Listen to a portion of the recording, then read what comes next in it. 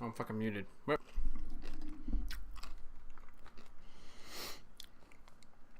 Alright, what's up? What are we doing?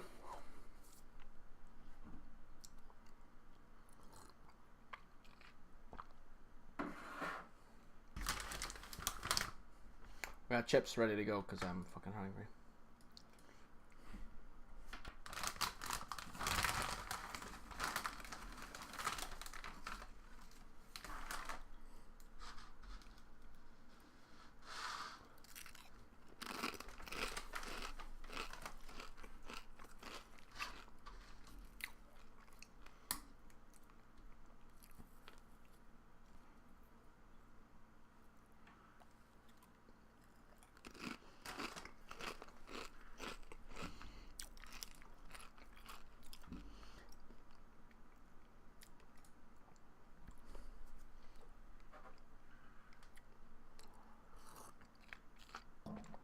What's up, dude? Hey, what's up, man? Not much. Just watched some basketball.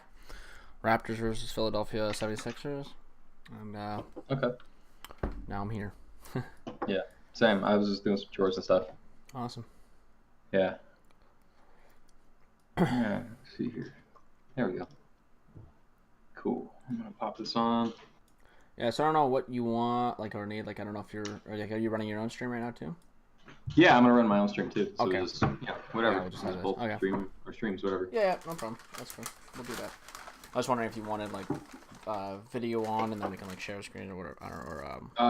That'd be cool too. We both have our faces here. I don't know. Doesn't really matter. Yeah, we can both do that. Yeah. Actually, I'd like your face on there too.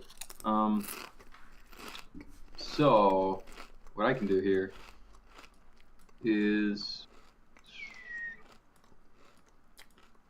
I think the easiest way to do that is this, isn't it? Oh, but I have to turn off mine. Oh. I forget if this is really annoying or not. Hold on, let me turn off mine.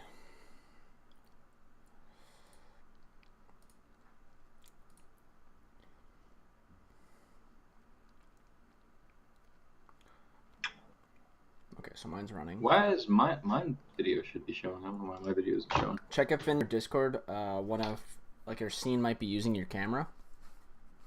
Yeah, and if it should be popping up. Yeah. I have a camera. No, I know. It's just like if one of your if in OBS or something, one of your overlays is like using the camera, it'll disable it. You can't have a video on OBS and on Discord. So I think what you have to do is you have to like grab the. There you are. There you are. Oh, okay. Cool. So I think if I there's a way you can like pop out the screen. I forgot how to do it. So I got mine Mm. What stream? You. Why is that one like that? Sweet. What the fuck? Wow. I love feeling like I love feeling like a goddamn boomer. I know the feeling. I just made like this thing full screen. I can't get the chat back, which I guess is not a problem. Dude, I have so much I want to do on my stream to make shit awesome and make it more fun, but I'm like, well, it takes a lot of fucking time to learn to do it. So I don't know. I'll do it eventually. You know. I just added a bunch of like overlays and stuff just from the Stream Elements like overlay thing in Moodle. I got some of that stuff too. There we go. I figured it out. Awesome. So I got both of the cameras. I might just do that. All right. Ugh. No, I can't do that. There's a whole fucking friends list on here. I'm just doxing a million people. What the fuck? I like this full screen. Oh my god. F11? Oh. There we go. That's how. Alright, I got it.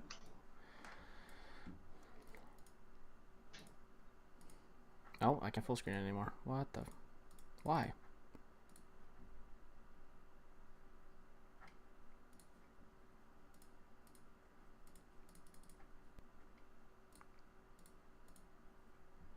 Why would you let me full screen and then take it away from me? What the hell? To hurt you. Oh, that's why. Okay. Oh, jeez. That took way too fucking long. Alright.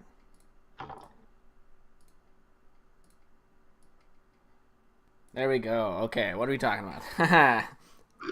Okay. All right, cool. I'm drinking this too, so that's going to happen a lot. Oh, okay. So let me update my stream too. I'll just get my shit going here. That's on yours, so I'm actually viewing yours too. I should pop yours up. Yeah, so I wanted to just ask you kind of generally about socialism, but I thought you were a little more socialist. No, I'm not. I'm just like... Okay. I'm just for a healthy... like amount of social skills, you know what I'm saying? Or social programs, I mean. Not social skills. I'm out of those too. Yeah, like universal health care. I'm pretty much for nationalizing schooling. I'm not sure because I don't know the direct details, but I know that some form of like nationalizing schools. What I mean by that is like, so in the States, the fact that some schools are funded through property taxes to me is very scummy. Oh, okay. Because like, so in Canada it doesn't really matter. Like I don't really care if we nationalize or not because our schooling system seems all right. Like it doesn't seem like there's like this huge disparity between like a poor neighborhood and a rich neighborhood for schooling. Mm-hmm. But in the United States, since it's funded through property taxes, you've got that issue where a poor neighborhood will have a poorly funded school, and to me that's just like. Okay, I mean that's true. That kind of comes down to the issue of inequality, right? Yeah. I mean, how do you get rid of inequality? That's kind of the question. Well, maybe nationalize your school system is one. I mean, it's an idea, you know, but also okay. So there's two conflicts, right? You want to get rid of inequality, but you also want to improve and you want to raise standards. Yep. So a lot of people sometimes when they say like, oh, we should nationalize so everything's equal, and it's like, but will it make it better or will it just make everything equally shitty? Yeah. But you just have to recalculate your funding. So when in the United States mainly, this is like the big thing that always comes back to is the military budget, right? Mm-hmm. So it seems like everyone always complains about like how can we afford this when you have this fucking massive tax like absorption in the military. Sure. And it's just like how much of that is justified and where does that line lead? Like when your military is, what is it? Bigger than the next like 20 countries combined or whatever, or like next 15 or something. It's massive. Yeah, that's true. So it's like, yeah. Is that truly justified? Can that money be spent better elsewhere? And I would say that it could be better spent elsewhere. I don't see the point to having such a massive army. Like, what exactly are you defending against? What's the need? Sure. Well, it does provide like a degree of stability because it prevents arms races. Like, I don't know, when there's not a monolith, when there's not like one primary, not, we're a superpower, and they say like we're the only superpower in the world right now. Not saying that'll be that way forever, but when you say like, oh well, we have a bigger military than the, what is it? It was a top 10. I don't want to just Yeah, make up sure. numbers, Well, but I think it's there's some figure, it's and at it's least like, well, it's at least the next 5. We can safely assume that. it might be more than that. It might be like the Yeah. next 10 or something like that, right? But it's like part of the reason why they don't have big military budgets is because we do. Because they don't necessarily have to. Like, Yeah. we are a central tent pole Yep. in like the world's military. So I always think it's a little weird when like, look how much we spend and they don't spend anything, and it's like that's because we're their military. We're their de facto military. If anyone fucking like messes with certain countries and they go in, mostly like European, Japan, or actually lots of countries, we're pretty interventionist, right? And it's just like, if someone fucks with them, we will go and try to maintain stability or defend them. Like we have treaties, Yeah. And it's like, okay, well, if you have that treaty, how much are you investing in military? Mm-hmm. You don't need to do too much. Yeah, but it's always around like why, like what's the defense against, right? So of course, like what's the impending threat really? Like, sure, you can have this large outstanding army, but if it's not really, there's no like direct threat to any of these nations, right? Like who's planning on invading Norway? Who's planning on invading France? Who's planning on invading the UK and stuff like that? Well, And, sure, but you kind of, I mean, that's true too. But the idea that it's sort of a deterrence, right? Like a strong military is effective not just because it can be actively used to defend, but it stands as a deterrence too. sure, Like sure. no one's going to. So it's like, well, it's sort of like saying, hey, there's no disease problem, so let's get rid of vaccines. Yeah. And it's like, well, no, there's no Well, disease we problem know that because of vaccines. Yeah, so it's like that's what I'm wondering. Like, where's the line, right? So it's not like we know that every single person needs to have a vaccine to be able to fully get rid of these diseases, whereas Right. we don't know how much of the military actually needs to be active to defend all of these nations. Sure. Okay. I mean, And it seems like the Republican Party just wants to ramp it up and ramp it up and ramp it up, and it's that's like the debate, I guess, is where's the line being drawn? How much of the is the military budget actually at this extent like justified? Yeah, and what is it taking away from the rest? Like what programs could you have instead of this massive military budget? Yeah. No, and that is like the primary question. It's very important, right? And I mean, there's the whole military-industrial complex, and the fact that there's kind of like a revolving door.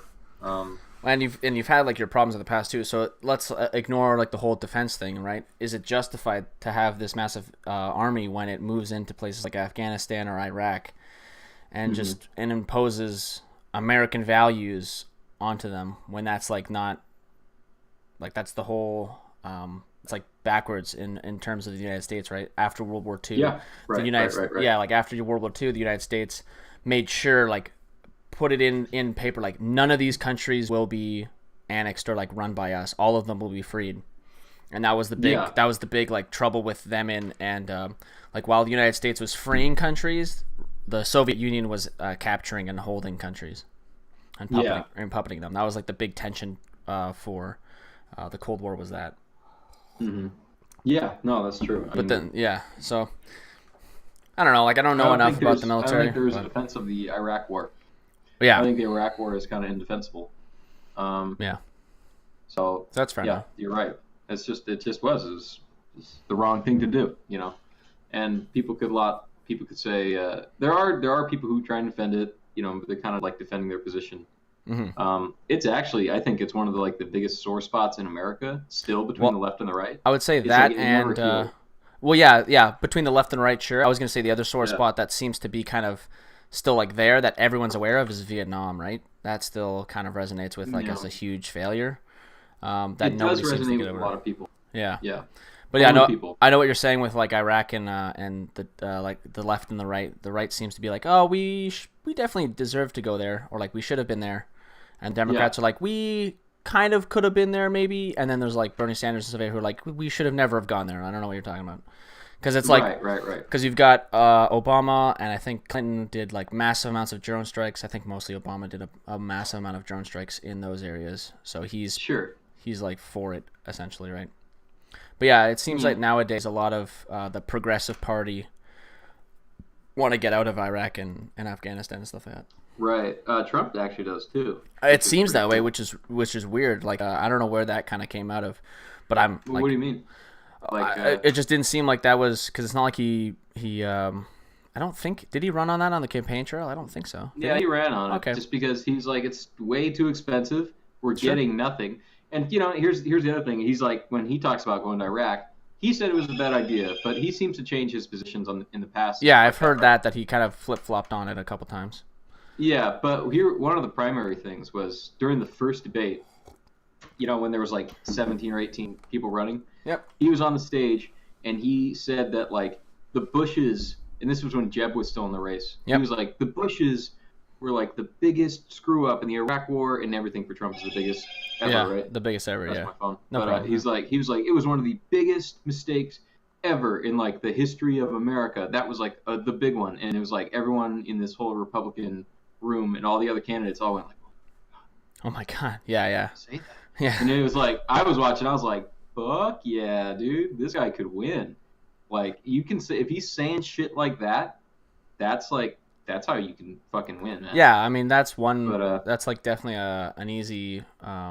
Getting out of the wars is definitely an easy way to get votes. It seems because it seems like everyone in the United States agrees with getting out of Iraq and Afghanistan, just because like their sons and daughters and stuff like that are dying. Yeah, no problem. Yeah. I'm gonna turn that down because it's annoying. Yeah.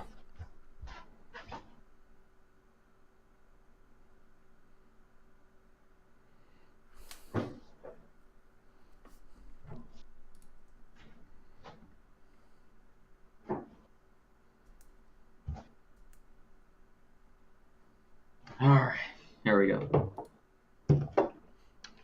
Hey, G Diddy, I got G Diddy in my chat. Yes. What's up, man?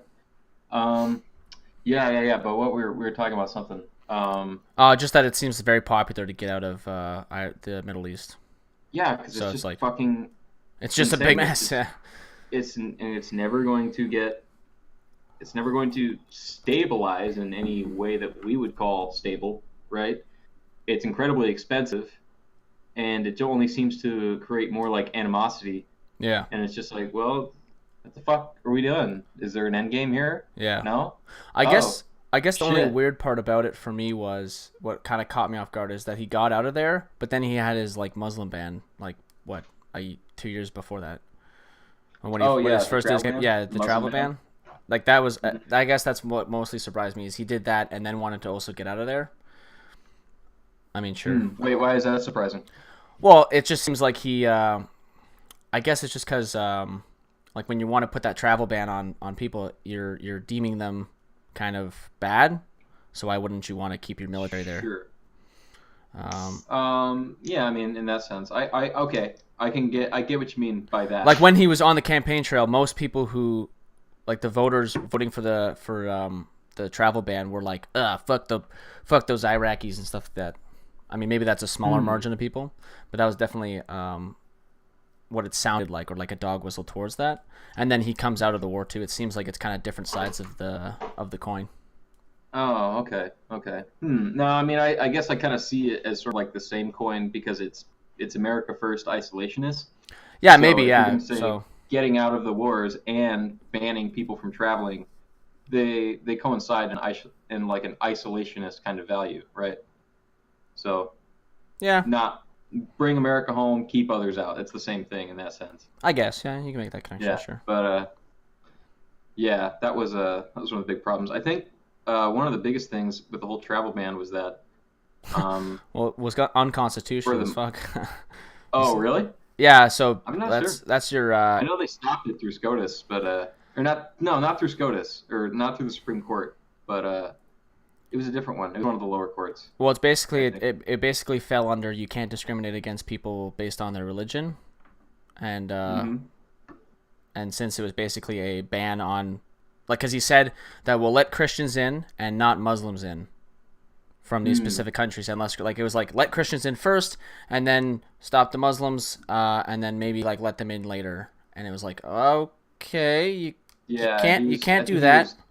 He was trying to argue Christian refugees. Yeah, like regardless, it kind of just came out as like his plan when it finally went through, whatever was, to not let the Muslims through. And I was like, okay, you can't do this. That was a huge underlying like motivation. He said it outright. Yeah. So that was really what he wanted. Yeah. Sorry. Jesus.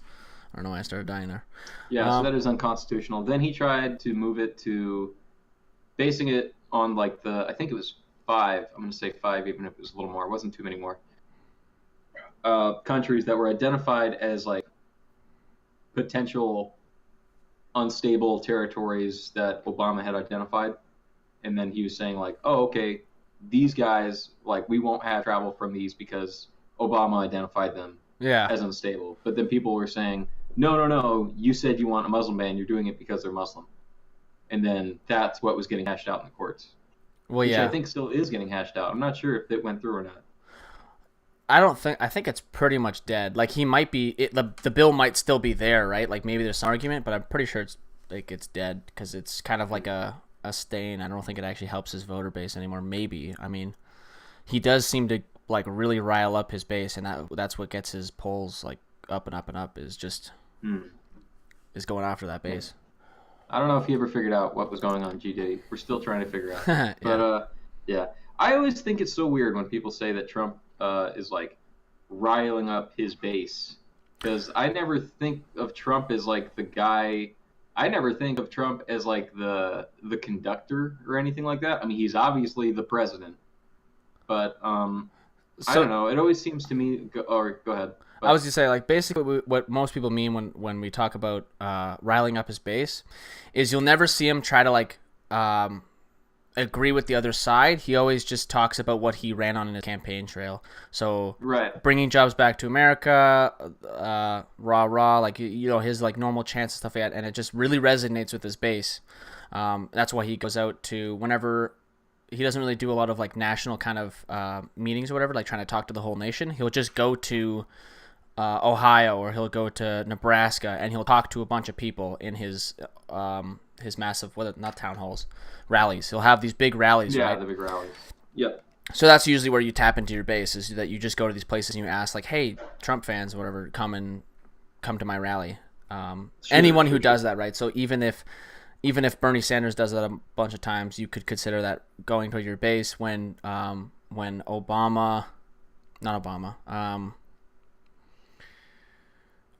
no, I guess none of the centrists would do it. Maybe Hillary. Yeah, when Hillary was like championing that she'll be the first woman president, that's like that's like aiming at your base more. Yeah, yeah. That just seemed so superficial to me.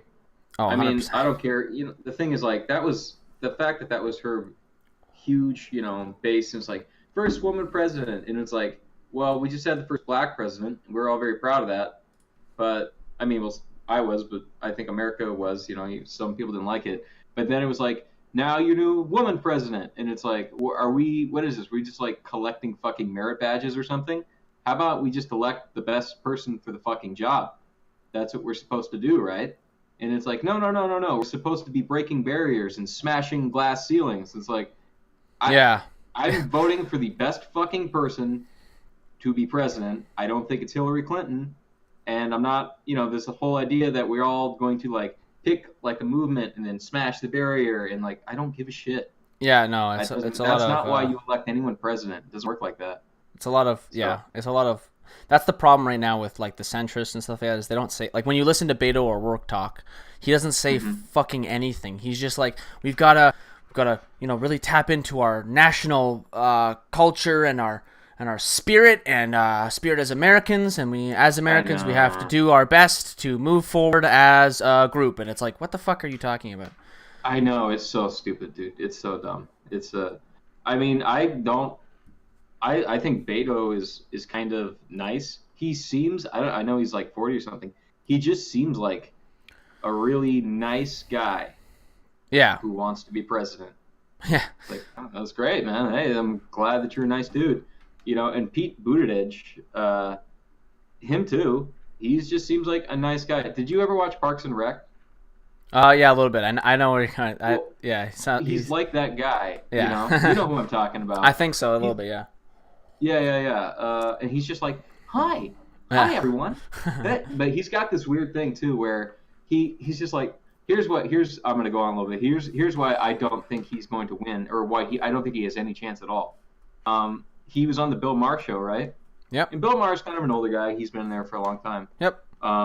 And he goes like, hi, Pete, and immediately the first thing out of his mouth he goes, hi. And he was just like, okay, you can't be president. Like, cut him. Yeah. No, he's done. Yeah, he's done. It's, hi. This is like, no. No. Yeah. That's not gonna happen. It's something like Trump could like rip into. Yeah. That's like the one problem is that there's actually like a fear, not really on like, because it seems like Bernie Sanders can handle it, but for a lot of people, you got to like watch out, because that was basically how he won the GOP, right? The Republican primary is because he just ripped into all of the Republicans for the entire time. Fucking torn apart, just man. bullied them for the entire existence. It's like, oh, okay. Yeah. Well, that's the kind of thing too. Is the thing about Trump winning that was like, one, everyone kept underestimating him, which was the dumbest thing, because it was kind of like, to me, it seemed sort of obvious that he had like all this potential right from the beginning. Yep. So when people kept discounting him, I'm like, uh-oh. One, that's not smart. And two, the fact that probably the biggest threat to you the biggest threat to the Democrats and the presidency is something they are taking as a joke. Yep. Means that they're not seeing things clearly. So they are really, really not fit right now. Like, they don't know what's important. So, well, yeah, you have to like the way it is. Yeah, it's a lot of you got to really listen to policy nowadays, because since Trump has a very strong base that will just listen to him no matter what he says, you've really got to hammer on the policy if you're trying to like take him down. Sure. And go through with that is what it seems like. That's like Bernie's tactic. It seems like, well, except for his like left wing, we can get it. His left field push with the family to voting, which we can get into a little bit. But yeah, like it seems like right now Bernie's biggest thing is hitting where the polls are going, which is like Medicare for all, changing the schooling system, trying to get like at least lowering the tuition costs, reforming the prison system. Reforming immigration policy, all those things he's trying to hit on. Yeah.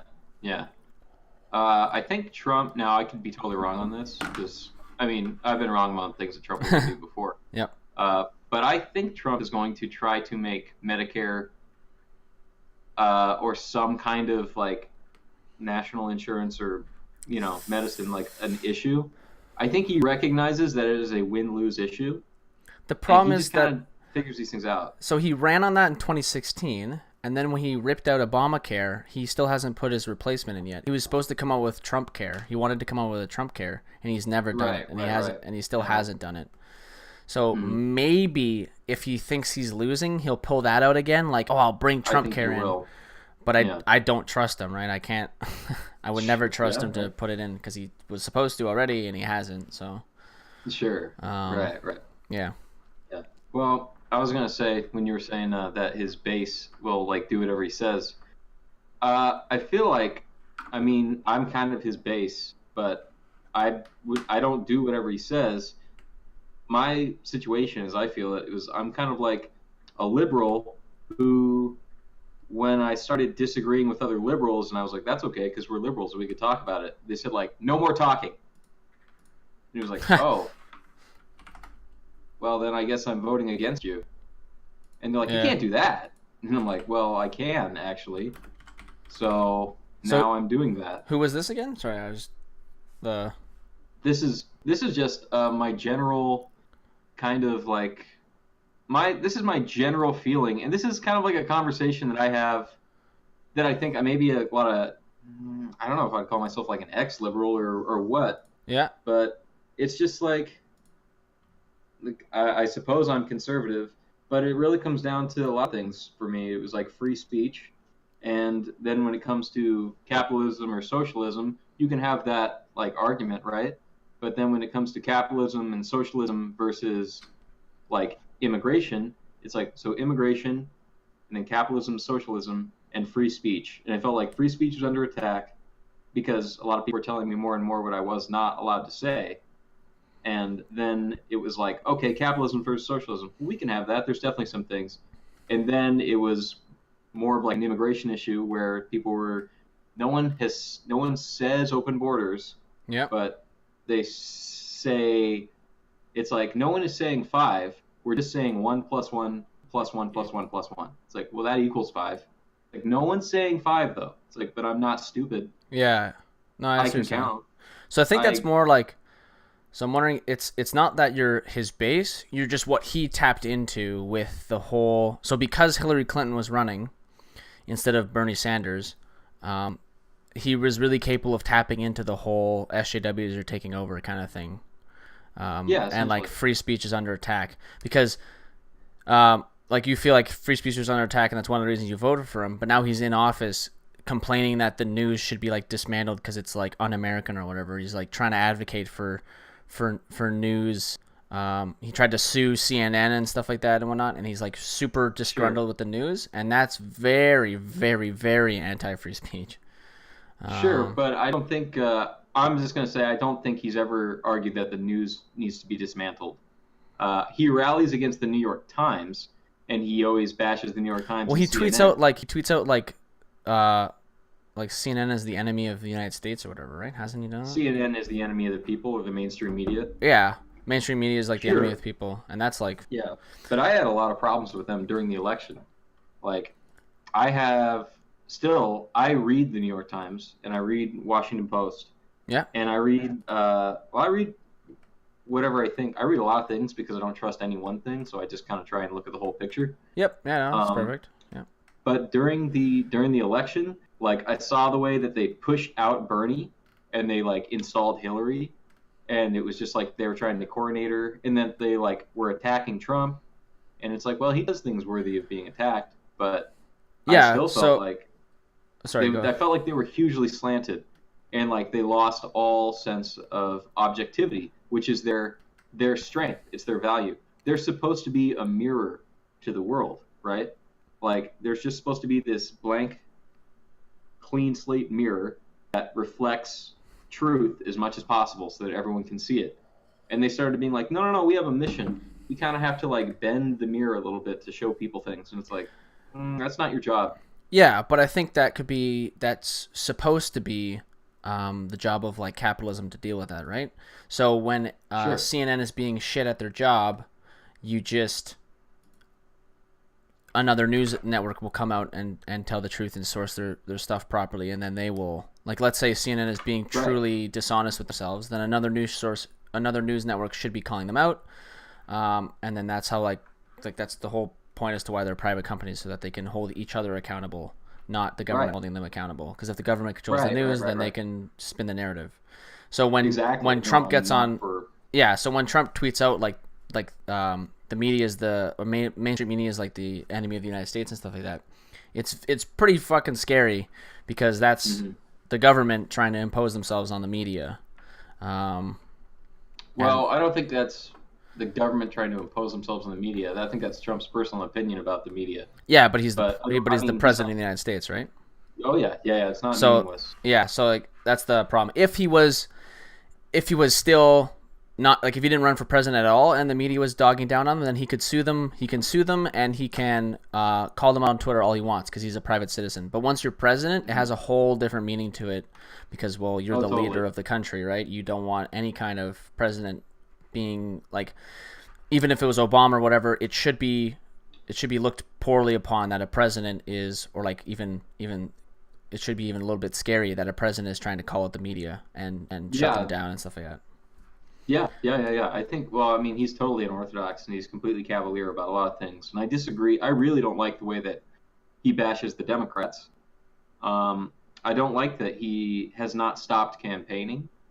There's lots of things I don't like, but I still felt like it was like, well, I'm not voting for the Democrats. So I think that's like, people who were, and so he's just like, not Hillary. Yeah. Anti-Hillary. And it's like, okay, fine. And I was hoping that after he got elected, I was hoping if he got elected, even because I didn't know at this point that things would we'd all be able to settle down and have more of a conversation. Yeah, that didn't go well. No, it didn't work out that well. No, I was really freaked out by the whole Russia thing, the whole Russia collusion conspiracy thing. Not because I thought it was true, but because I felt like it was just a big mental Band-Aid, because a lot of people were like, what happened? Some people were completely fucking shocked. They could not understand it. It was just the world was flipped upside down. Like, what's going on? And it's well, there's a lot going on. The media was lying. There's been a lot of issues that have been getting covered up, and now let's talk about them. And then people are like, nope, Russia. Yeah. Russia hacked the election, and Trump colluded, and Mueller will make a report, and he will show us. And then it was it didn't really work out that way. Yeah. I'll just kind of keep waiting then, and I'll see what's going to happen. And now it's out, and he didn't find anything or suggest anything, and people are still like, well, maybe that he's left some breadcrumbs that we should follow. It's hold on. Give me a second. Maybe.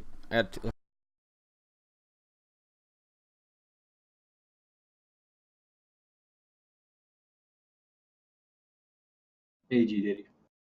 Question I would have now is that it's 2 years after. Did Trump improve your life? Did any of his policies have a positive impact in your life, in your day-to-day life? Sure. Well, I guess there was a tax break. See, I guess I don't want the government necessarily improving my day-to-day life, G Diddy. I guess I just want them not fucking with it. And if that's what Trump can do, then great. I don't want the government fucking with my life. I don't want them raising taxes. I don't want them imposing speech codes. I don't want them enforcing legislation that I disagree with, although part of that, the laws, is you don't always agree with them. But did the tax break help you? I got a little more money, but it didn't necessarily help me a ton. It didn't change too much. But I like the idea that we're not.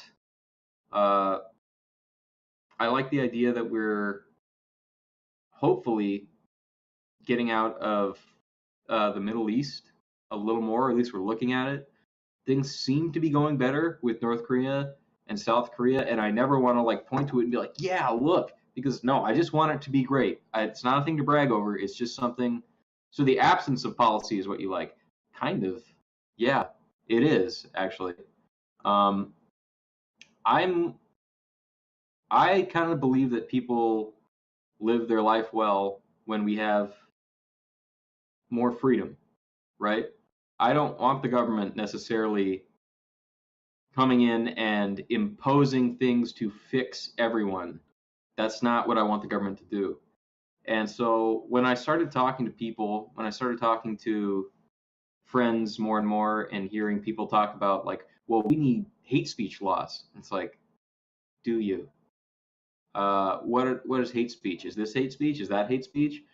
Can you you can't define hate speech, and you can. Oh no, we have a definition. It's yeah, but you'll only apply it in certain areas. You won't define it equally, and if you tried, you would just end up censoring everyone.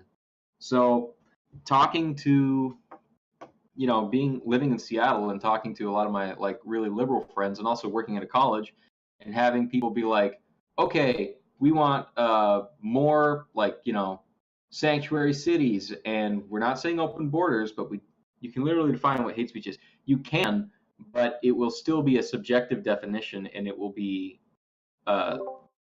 subjectively applied. Oh, go ahead. This is my dad talking to me. My e-brake fucked up. I have to answer two things in the chat though. Wicked. Yeah, do it. Yeah, I did say. Well, maybe I didn't say that in the thing, but I would believe that, right? That individuals don't have rights. You are given to them by government.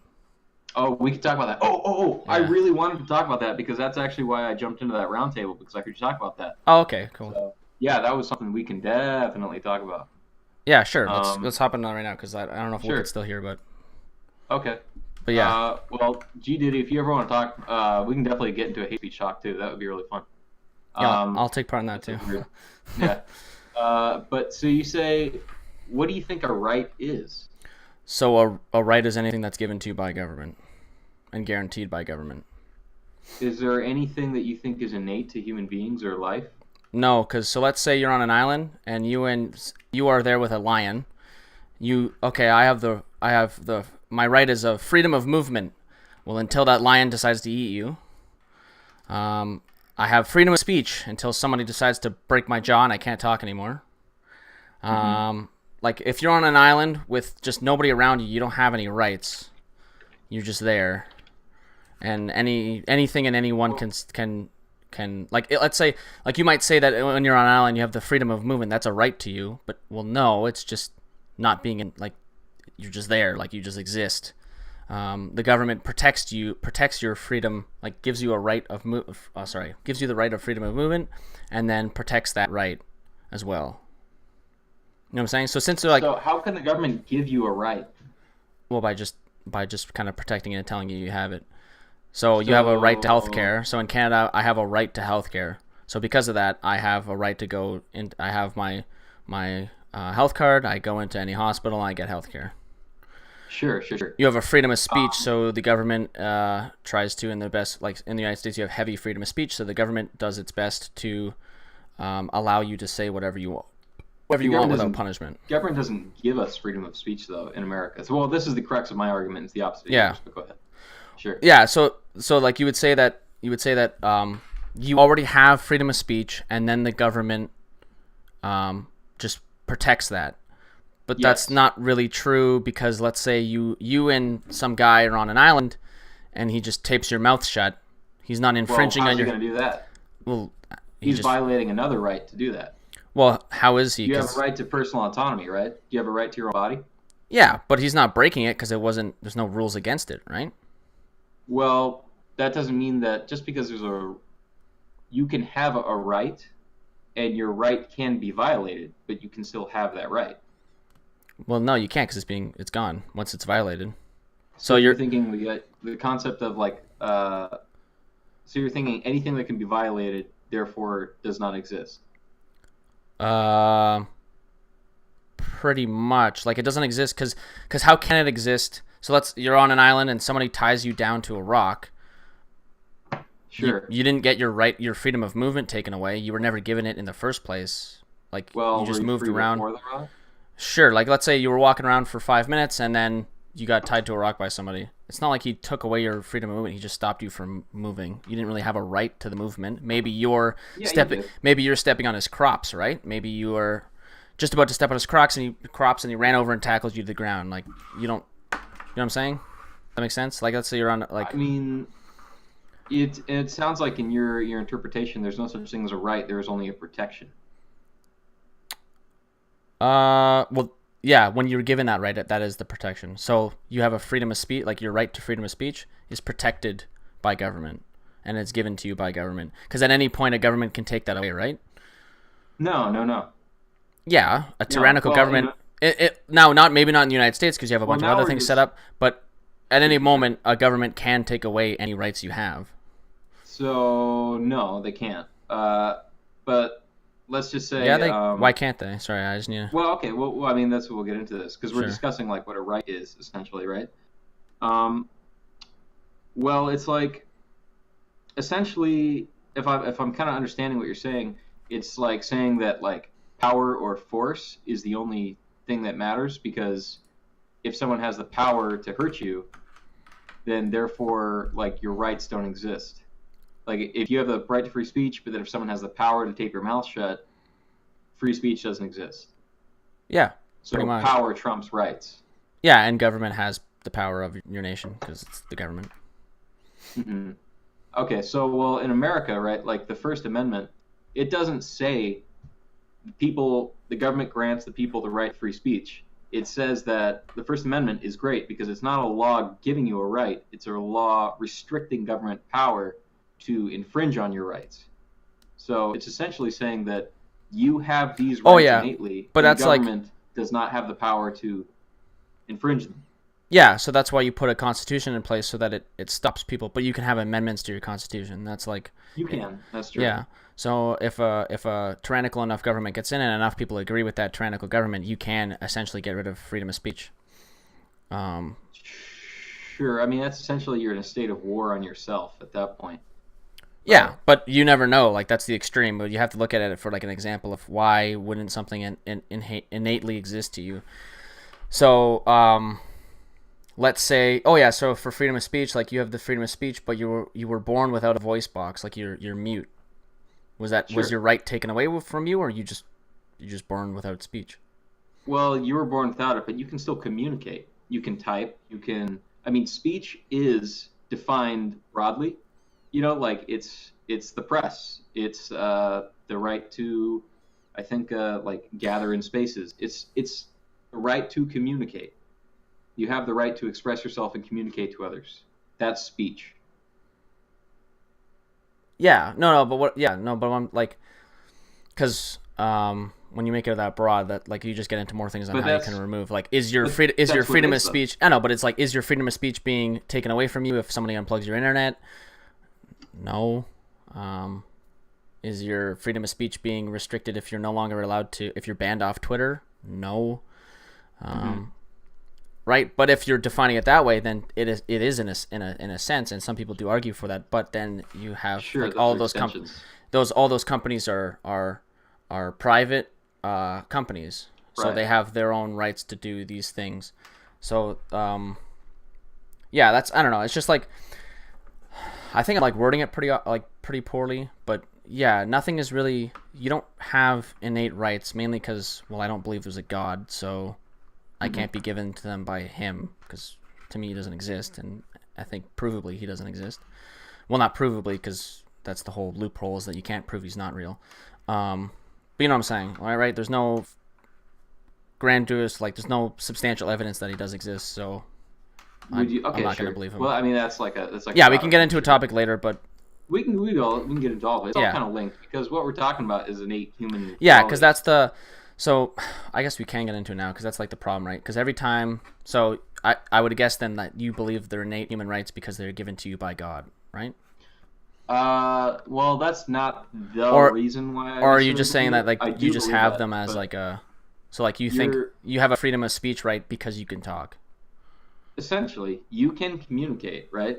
And it's just like everyone can communicate, everyone can express to each other and express to other people how they feel and what they think, and that is your right. And what I would say, like what I think your rights are your inherent, like your innate equalities with others. So what you have and what everybody has and like shares together, right? Like the ability to communicate is like a human function. We speak to each other. There's no one who is essentially just like, and when I say speak, you can sign language or something, right? Yeah, There's no but one who's essentially just a black box or a dead rock. yeah, no, but if we all communicated telepathically, Sure. then like our freedom of speech, the current freedom of speech wouldn't exist. We would have just like a freedom of telepathy. Well, it would still be communication. Sure. Well, and you would say Sure, that but you that's would what, have. like you could just change the definition, and it's like completely different. Um, Well, then you're assuming also telepathy is real. So we're kind of like no, but I'm just stepping. saying like when you change it, so like you have freedom of movement, but if no humans were given legs or like any kind of movement capabilities, was that right taken away from the entire human race, or did we never have it in the first place? Well, sure, but now you're. I mean, like So a person to. born without limbs, does he have the right to movement? Well, he doesn't because he has no limbs. Well, it's like saying if humans didn't have eyes naturally, would we have the right to sight? Right?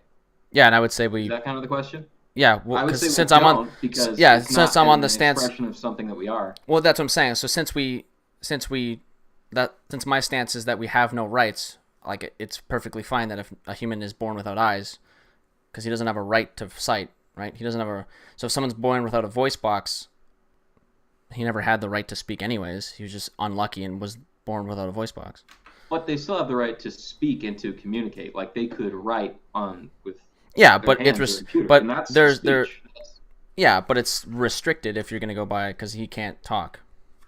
Well, but that's defining speech narrowly simply as verbal communication.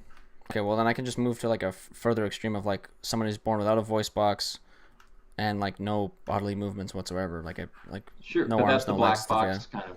That's the human rock, black box, brain dead. Yeah, but that's what I'm vegetable, saying. Like, essentially definition of a human. yeah, no, but does that brain dead like as long as they're human, do they have rights? So like, there's a person who's brain dead. How many rights does that person have? Well, we essentially that's a question now. We're in the question of whether or not we terminate those people prematurely, but they still do have rights. Like if someone is brain dead and are alive, like could you tie him behind a car and drag him for your own entertainment if you were a sadistic psychopath? Yeah, you could. Well, but would you be violating their rights? Well, What if yeah. they can Well, still I'd be protect? violating the rights that the government protects. So I could do that, and then the government would come by and tell me not to do it and throw me in jail. But That's then like you're my point. making the government the arbiter of morality. Yeah. That's what laws are. That's Okay. why Do you democracy is a think? thing. Well, do you think morality exists? Mm, it's what do you, as like an objective or subjective? I think everything's subjective. Take your pick. Subjective morality, yeah. Oh, okay. Well, subject to what? Whatever our society deems as like not moral. So we've deemed murder not moral, but to some people, murder is moral. That's why we go to war. So I might think murder is immoral, but Obama clearly didn't think murder was immoral because he bombed the Middle East for 8 years. Well, I mean that's kind of a. I think that's a little unfair to Obama, but I mean like that, if you're a president and you're president of a giant country and your country is having multiple wars, I mean like Yeah, but I would say you the have to entirety of the sure. Middle East was immoral, whereas Obama, Bill Clinton, Bush didn't. So it's subjective. Okay. Well, so here's the thing: if something is subjective, it is subject to something else, right? So if morals are not objective and absolute, and they're subjective, then what they're subject to is a Is higher value or something that's more important. well, it's just what What are they we. subject to? How do So you decide what a moral is if it's subjective? well, we thought that slavery was okay for a long time, and then we discovered that hey, I wouldn't want to be a slave. So like I leave up my morals to what I would like to happen to me and not like to happen to me. So Okay, I don't sure. want to be killed. So therefore, I find murder immoral. I would rather not be raped, so therefore I find rape immoral. I would rather not go to war, so I find war immoral. Um, Okay. if at some point, So it's subjective to yourself. yeah, whatever you deem, that's what I'm like. Yeah, that's why it's subjective. That's what subjectivity is that each person defines his or her own moral system. That's why murderers exist because they deem what they've done moral, and that's like, and that's why they do it, right? Because Well, that's not they even don't have a problem necessarily. with They it. don't really think it's. Some of them do Some of think them it's do, moral. That's right? true. Some of Uh, them do. Yeah, that's true. and that's why some people, um, like whenever someone like if a murderer is going to jail, it's like why? How could you do this thing? It's like well, he's crazy. Like, right? You're not gonna get through him with Yeah, that. sure, sure, sure. Like if Yeah, some, yeah, yeah. Well, can I kind of like what you were saying is like so you would say that morals are subjective, right?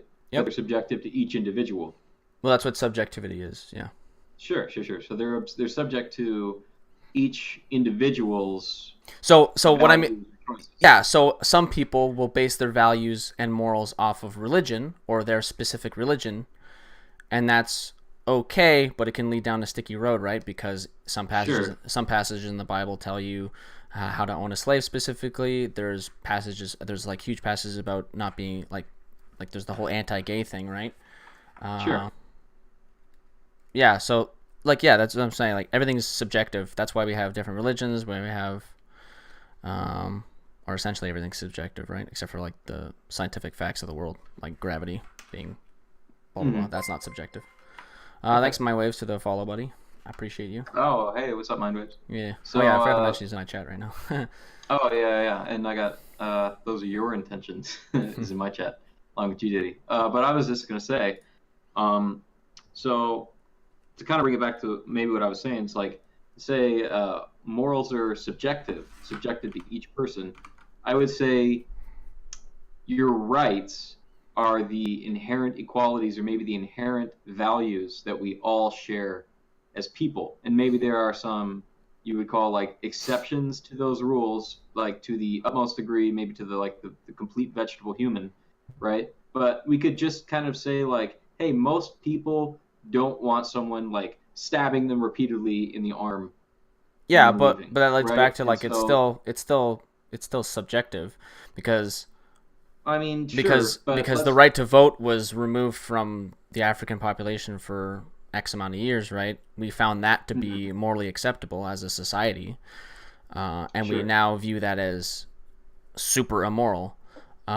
And sure, some people but don't still, but that's like it's not really related. okay. Well, let's. Okay, let me ask this. And I don't mean to ask you. I'm not meaning to like question you as if you would think differently on this, but if it moved, if society changed their mind in the future and they decided that slavery was moral again, would it be moral?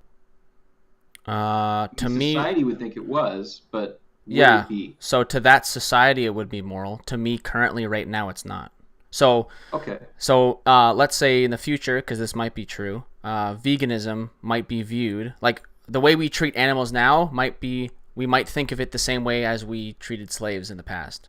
So veganism might sure, take over it's in the possible. future. Yeah. So that future generation would see animal slaughter or any animals being dealt with today as immoral, whereas currently Hmm. I don't feel that way. Sure. So it's Okay. just like when you leave it up to subjectivity, it allows for the world to change. If everything's objective, then why if morality is objective, then why do we accept gays now? Because the Bible tells us not to, Hmm. um, and stuff like that, right? So what I would say is, I would say there's something that's kind of like we have a great ideal, like the moral ideal. Like, and the moral ideal, I think, is that you see every person as yourself and equal to each other. So we're all kind of moving. We're trying to move towards an ideal where we recognize the equality of everyone, um, and like in that we kind of live in that way, right?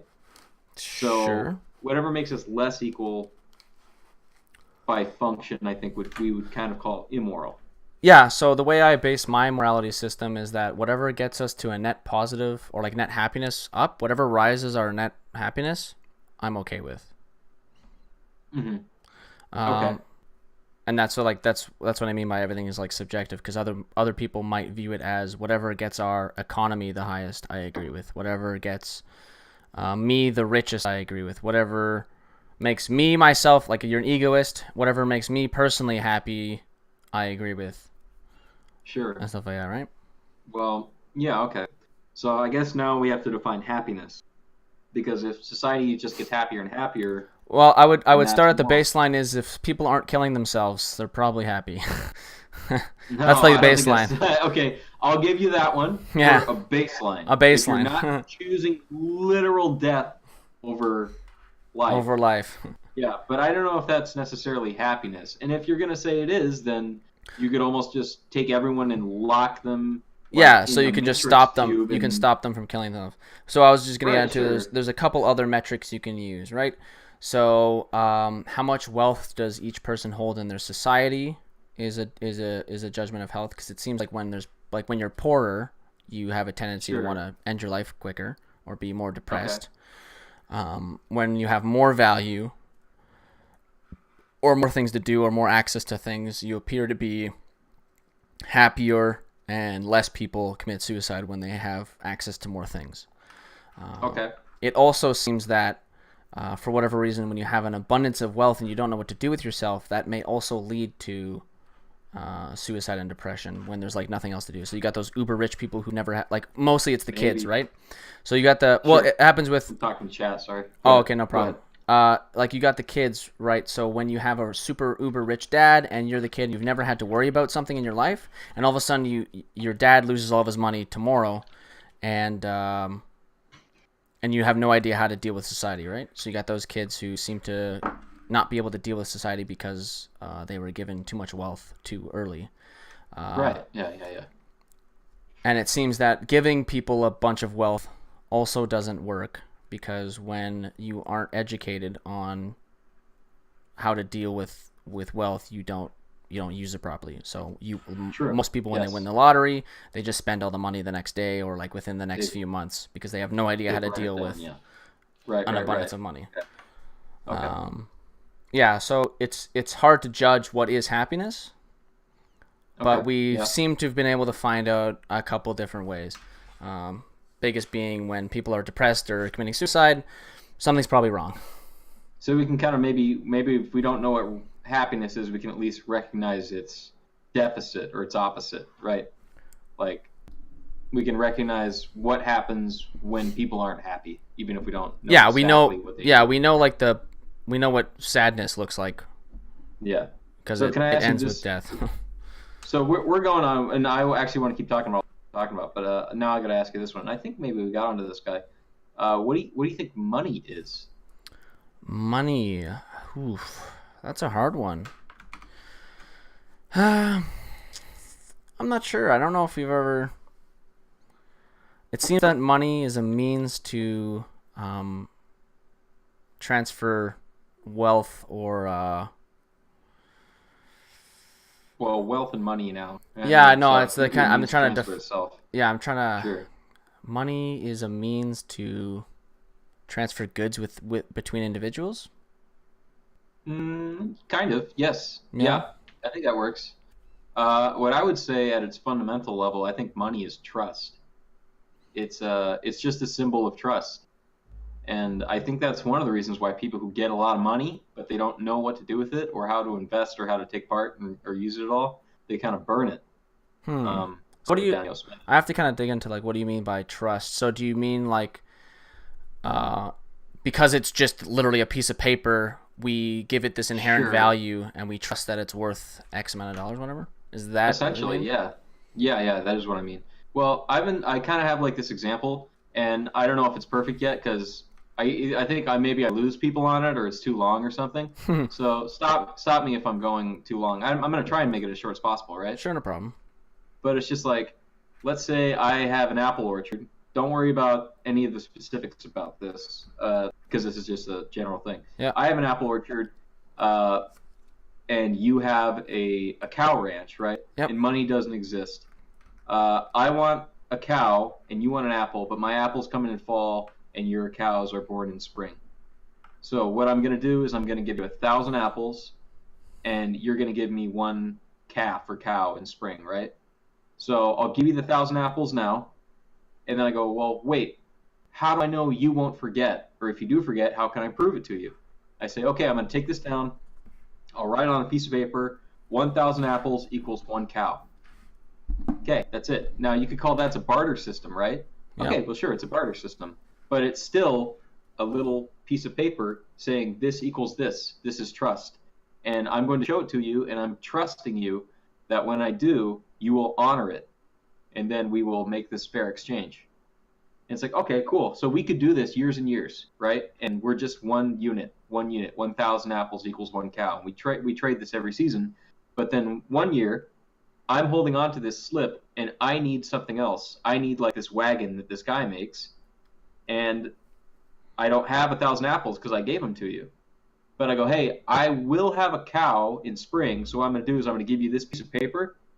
And you give this piece of paper that I normally give to him in spring. You give me a wagon now, and you'll get a cow in spring. And now it's still just one piece of paper, right? But it equals one cow, equals 1,000 apples, equals one wagon. And so now we're expanding it. And it's one piece of paper that we're all using to just honor a single agreement.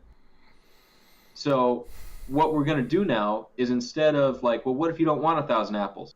Okay, well, let's make 1,000 pieces of paper. Each piece of paper is now equal one apple. And now we can start trading these pieces of paper for things that we deem equal to one apple for each of us, right? And now we can start buying things or trading things for each other as long as we all honor that each piece of paper is worth what we all agree it's worth. And now we have an economy. So that's what money is. Yeah, essentially, I would just switch it to, instead of the dollar being based off of what is now considered the dollar, whatever, being based off of the apple, because one person produces that would be like a broken system. They would all three people would agree on this thing being worth something that they don't hold. So the dollar for America is based on itself, I think, right? But it used to be based Power off. of the economy. Yeah. Yeah, Used so to it's be based. off gold. Yeah, it used to be based off gold is what I was going for. And in the Fallout series, Right, it's based off of a pound of. It's based off water, right? Pure water. You're right. Water, which might be the future. But Yeah, maybe. And then you can find inherent flaws with that. So the problem with water in the Fallout series is that you can make clean water yourself. So then you control currency. Sure. Right. If you find a bottle cap dispensary, then you can, or a bottle cap factory, then you can make bottle caps, and then you own the currency in Fallout as well. Right. So in the United States, if you can make the currency, you own the currency, and then there's like other factors of like inflation, which controls that. Correct. So yeah, that was. I'm just curious about the trust thing because it's a little. Sure. I guess you're trusting in the value of the currency, right? So because it sounds more like you're describing loans essentially. So you give somebody $1 million, and you trust that when you want to take that loan back, it's still worth $1 million. Yeah, and we're not accounting for interest, but yeah. Yeah, like imagine I just give you $1 million and I expect it back in 3 years. I expect $1 million back in 3 years. Yes, you do. Yeah, correct. So it's not so much value, it's trust in another person's like recognition. Yeah, or honoring agreements. So that's the trust, right? Yeah. Even if you check on American dollars, it says for all debts, like U.S. trust. So yeah, and then it could be extended to like trusting in the state because they run the currency, right? So we all agree to use dollars and bills to buy everything and purchase and trade with each other because we trust that the government will uphold its value and stuff like that, blah, blah, blah. Right, exactly. Sure, okay, yeah, I can agree with that. Yeah, well, that's why the whole quantitative easing thing that happened during the 2008 subprime mortgage disaster was a huge problem, is because the government essentially just printed a shitload of money and then just gave it out to corporations that were failing. A little bit. Cheated, well, right? Yeah, that, and then like also, yeah, it crashed because the corporations were deregulated, allowing them to give loans to people who couldn't afford it. But that's like a different. That was 2008. That's what primed the crash. Issue, Yeah. Yeah. So okay. That was another issue. That was more of a social engineering problem, and that's another issue of that's when socialism goes wrong, even though you might say it was the government trying to drive capitalism, Hold on, just one thing, because Mindwaves brought up something. Sure, I forgot about this. I wanted to mention it. Mindwaves defined it as money is a representation of time. I would say wealth is a representation of time, but wealth ties in closely with money. So you increase your value I should say, is a representation of time because you constantly increase your value within the system you're currently in every time you go to school or every time you work an hour of pay. So in current United States capitalist system, your hour of work, it seems like, is deemed as $7, whatever your minimum wage is, and then it depends on whichever wage you can agree upon with your, like at base, it's worth that, whatever your minimum wage is set at, and then a company, you and a company can agree upon a new wage, which can be dependent on your past value that you've accumulated. I'm sorry, I lost. Why would your company agree on a new wage based on your past value? That's just experience, right? So if I am a... your personal value. Your personal value, not your wealth accumulation. Got you. Your personal value as a human being. So like, because Mindwaves was just defining it as money is a representation of time, but I would say just like your value or value in general is because... That's your representation of time? Yeah, because you took time into learning, like you went to school for 4 years, and that's like and then you got you have 4 years of X experience, whatever that means. It's not like you got money, like you're accumulating more money. Like you can use that value that you've accumulated through schooling to get more money, but I wouldn't say, I'm just like going with the definition of money meaning time. It's more like your value. Your value is your potential. Like, because your company hires you for your potential, essentially. They could be, but increase your potential by increasing your ability. But sure, it could be that too. I was just like, Sure. Calling it a Mindwave saying it's a representation of time is kind of accurate because like, yeah, once you're working, you are accumulating money through time and labor. Kind of. That's true. You can just sort of fall on some shit too, right? But I'd say money is like it's a representation of time in the same sense that I was saying it's trust, because without time you don't need trust. Like you trust someone over a certain period of time. Yeah, no, Right?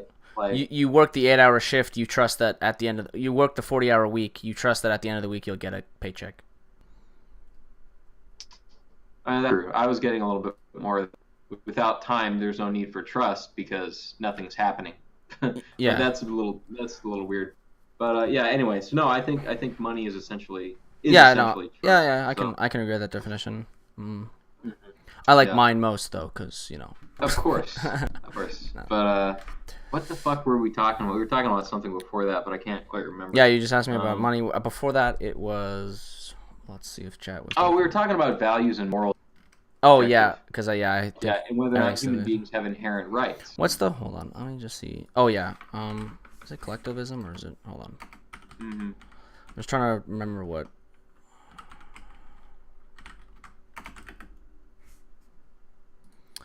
Yeah. So, I don't know. I think I've kind of described my position pretty roughly. I don't know if you have any more questions on like why I think rights are just given to you by a form of power or like government, let's say.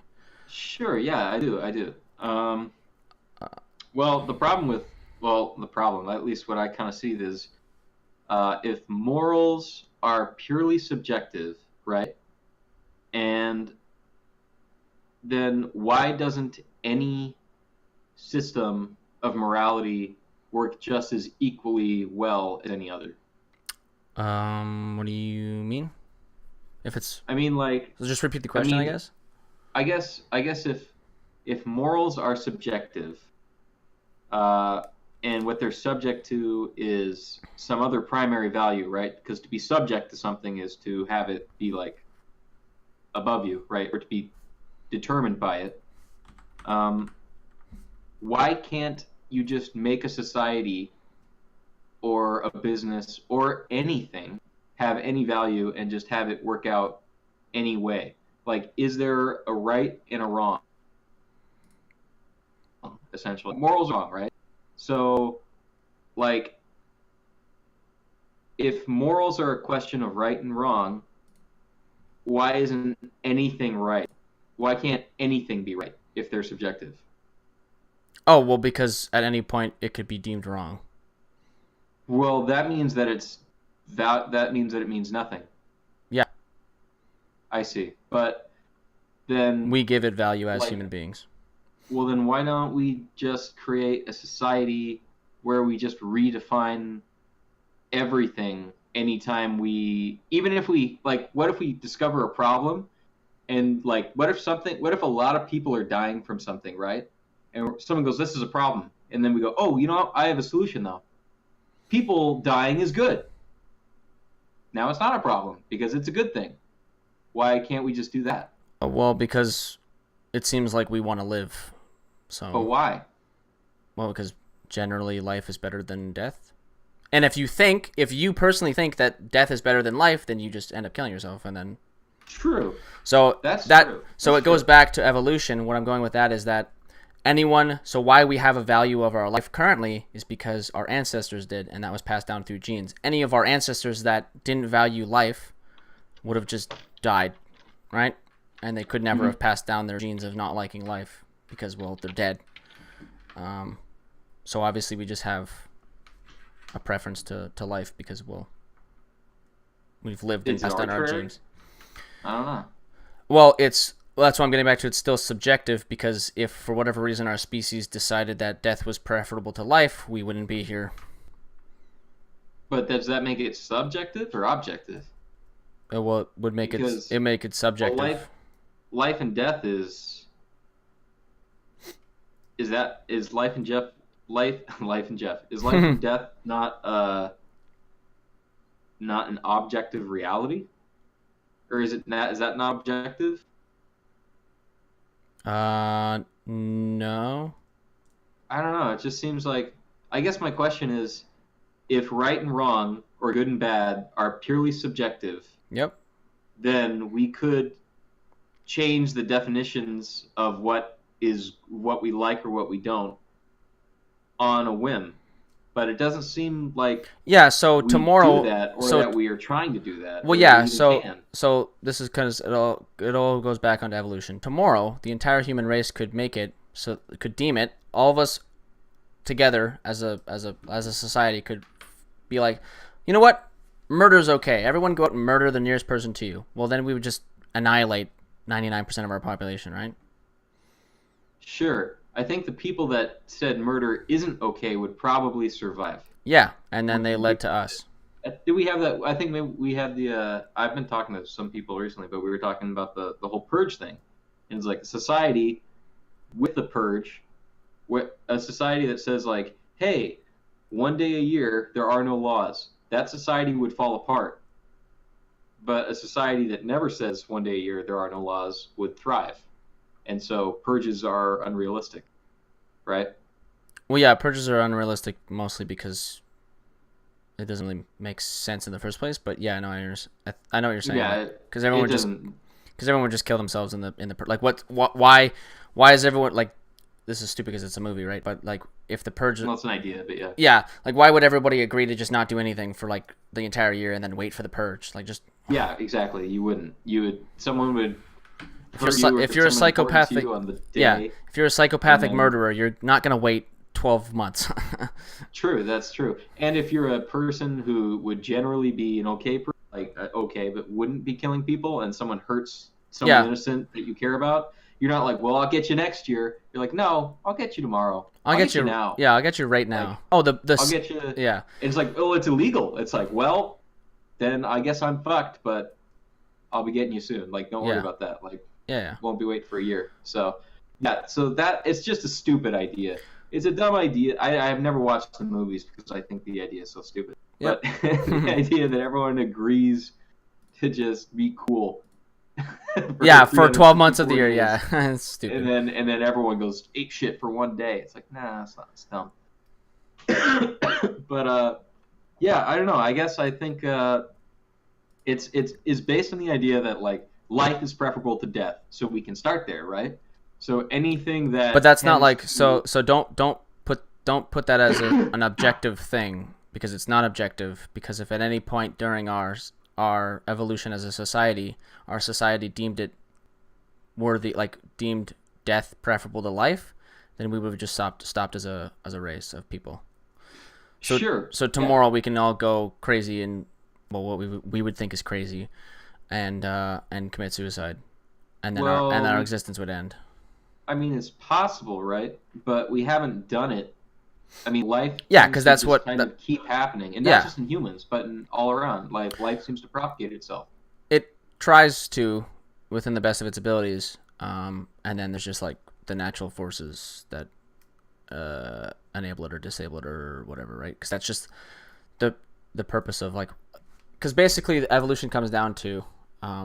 Whatever wanted to live lived, and whatever didn't want to live died, and then here we are. Kind of, yeah.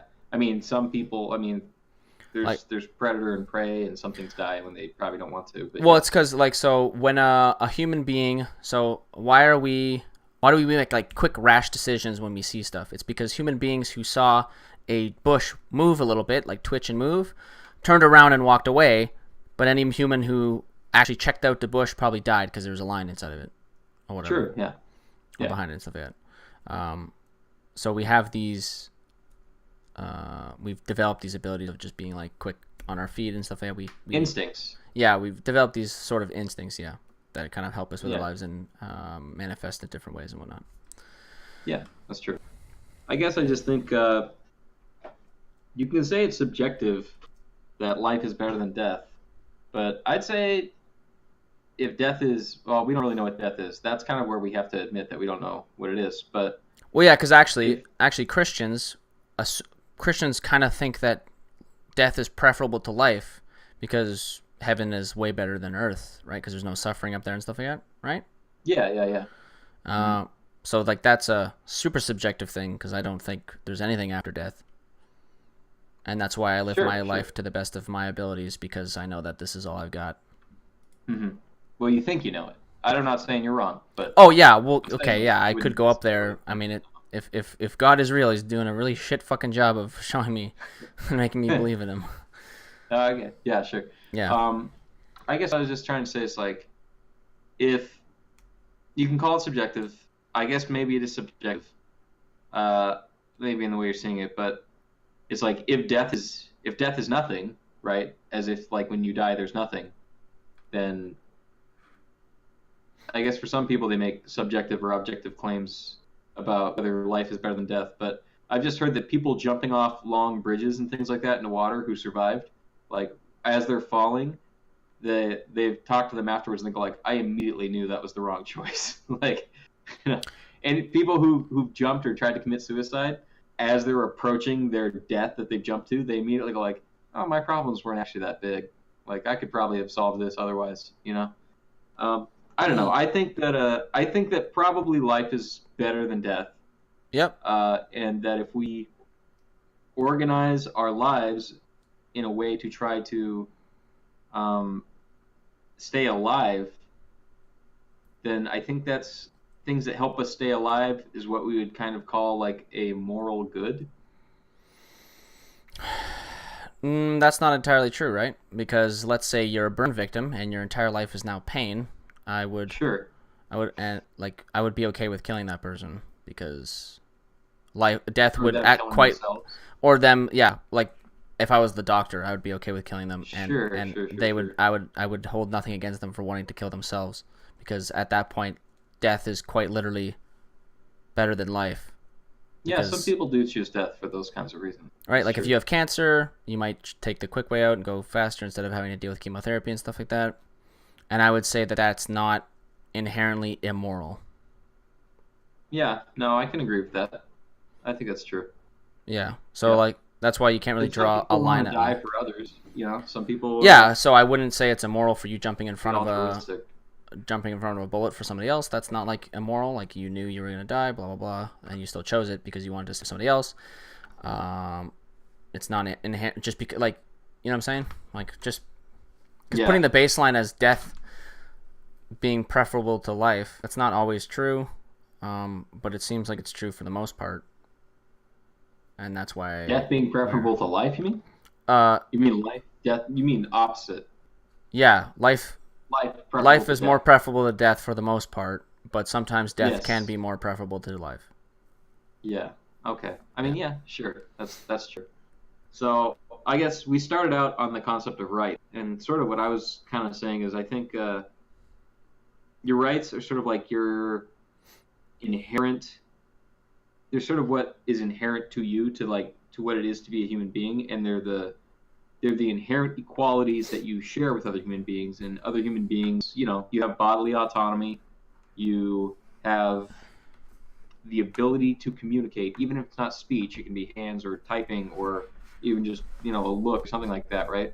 Like you can communicate with others, and that is something that is innate to you. And the government protects your rights by not infringing on them, but they don't grant them to you. You're not given rights. You have rights. Like they're what you are. Well, if you don't understand English, how do you like when the colonizers came over to the United States and were speaking with the natives, they couldn't communicate with each other. So did they once the colonizers came over, did they lose the right to speech to talk to them? Because they could still have speech with each other, but they couldn't have speech with the new colonizers because, well, they couldn't communicate with them.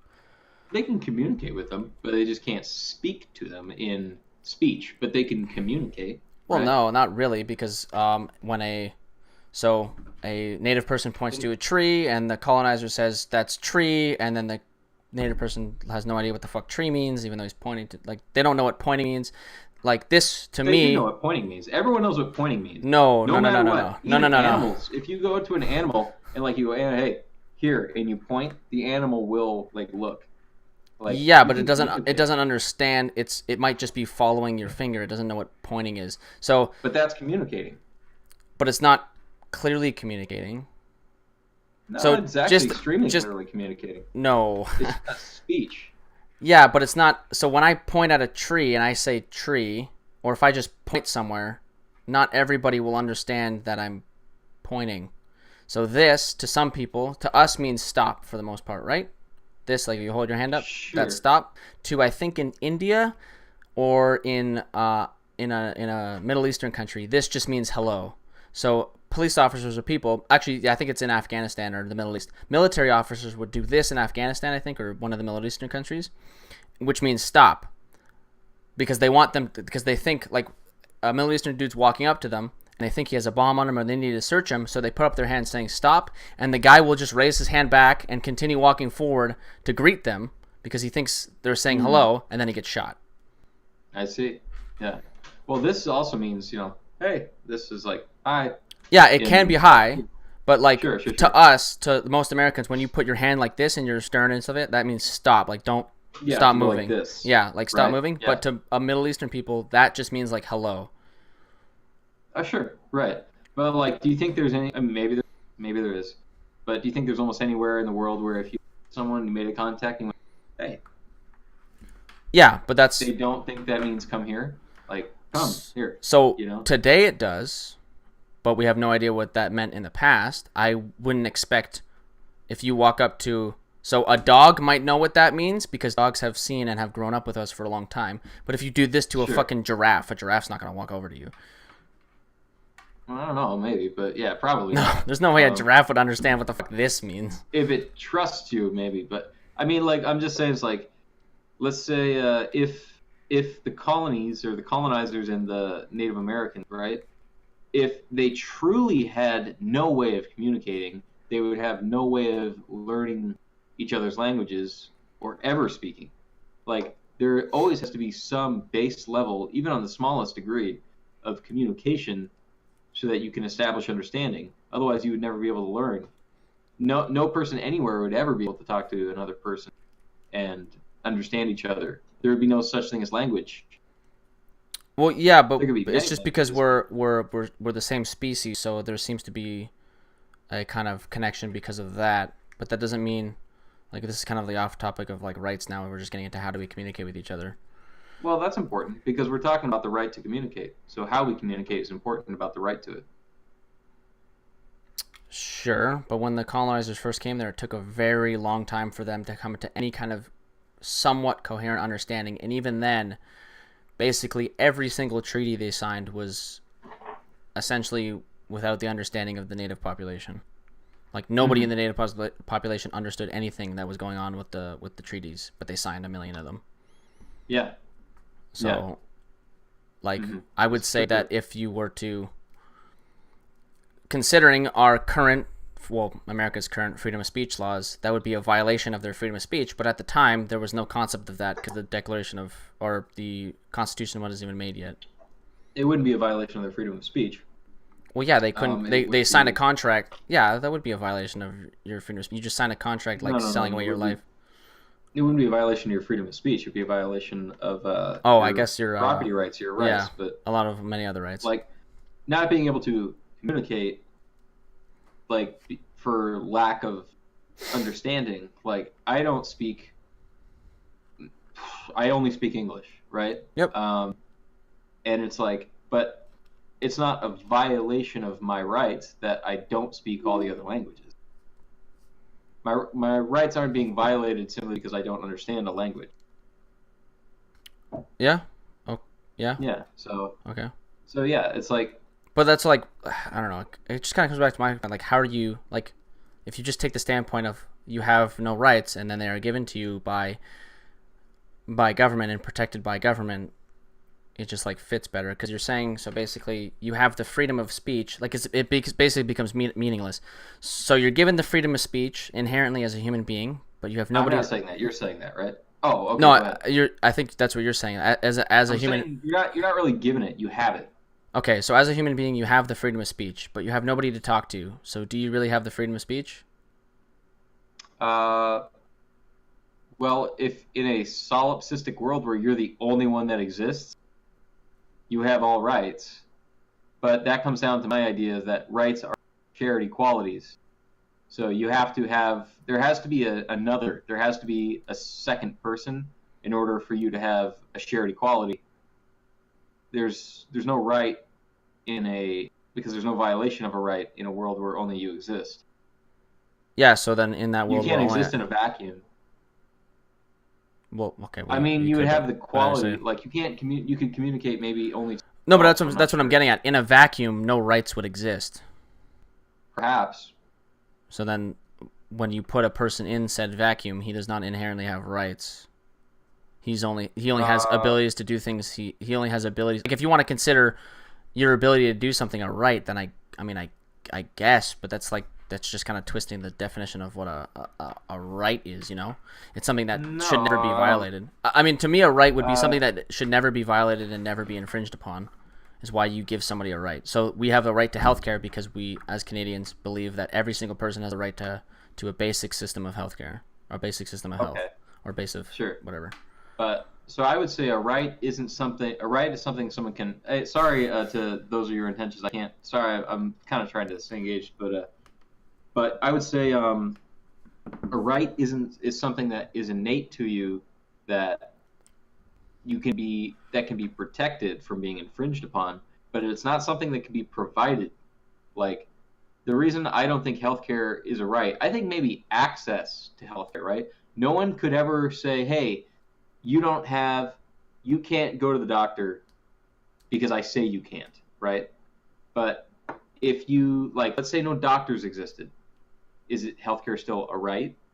Well, no. No, because it doesn't exist, right? Well, that's my point, right? If nobody existed, there would be no rights. Well, I mean, there would be nothing if no one existed. Well, exactly, yeah.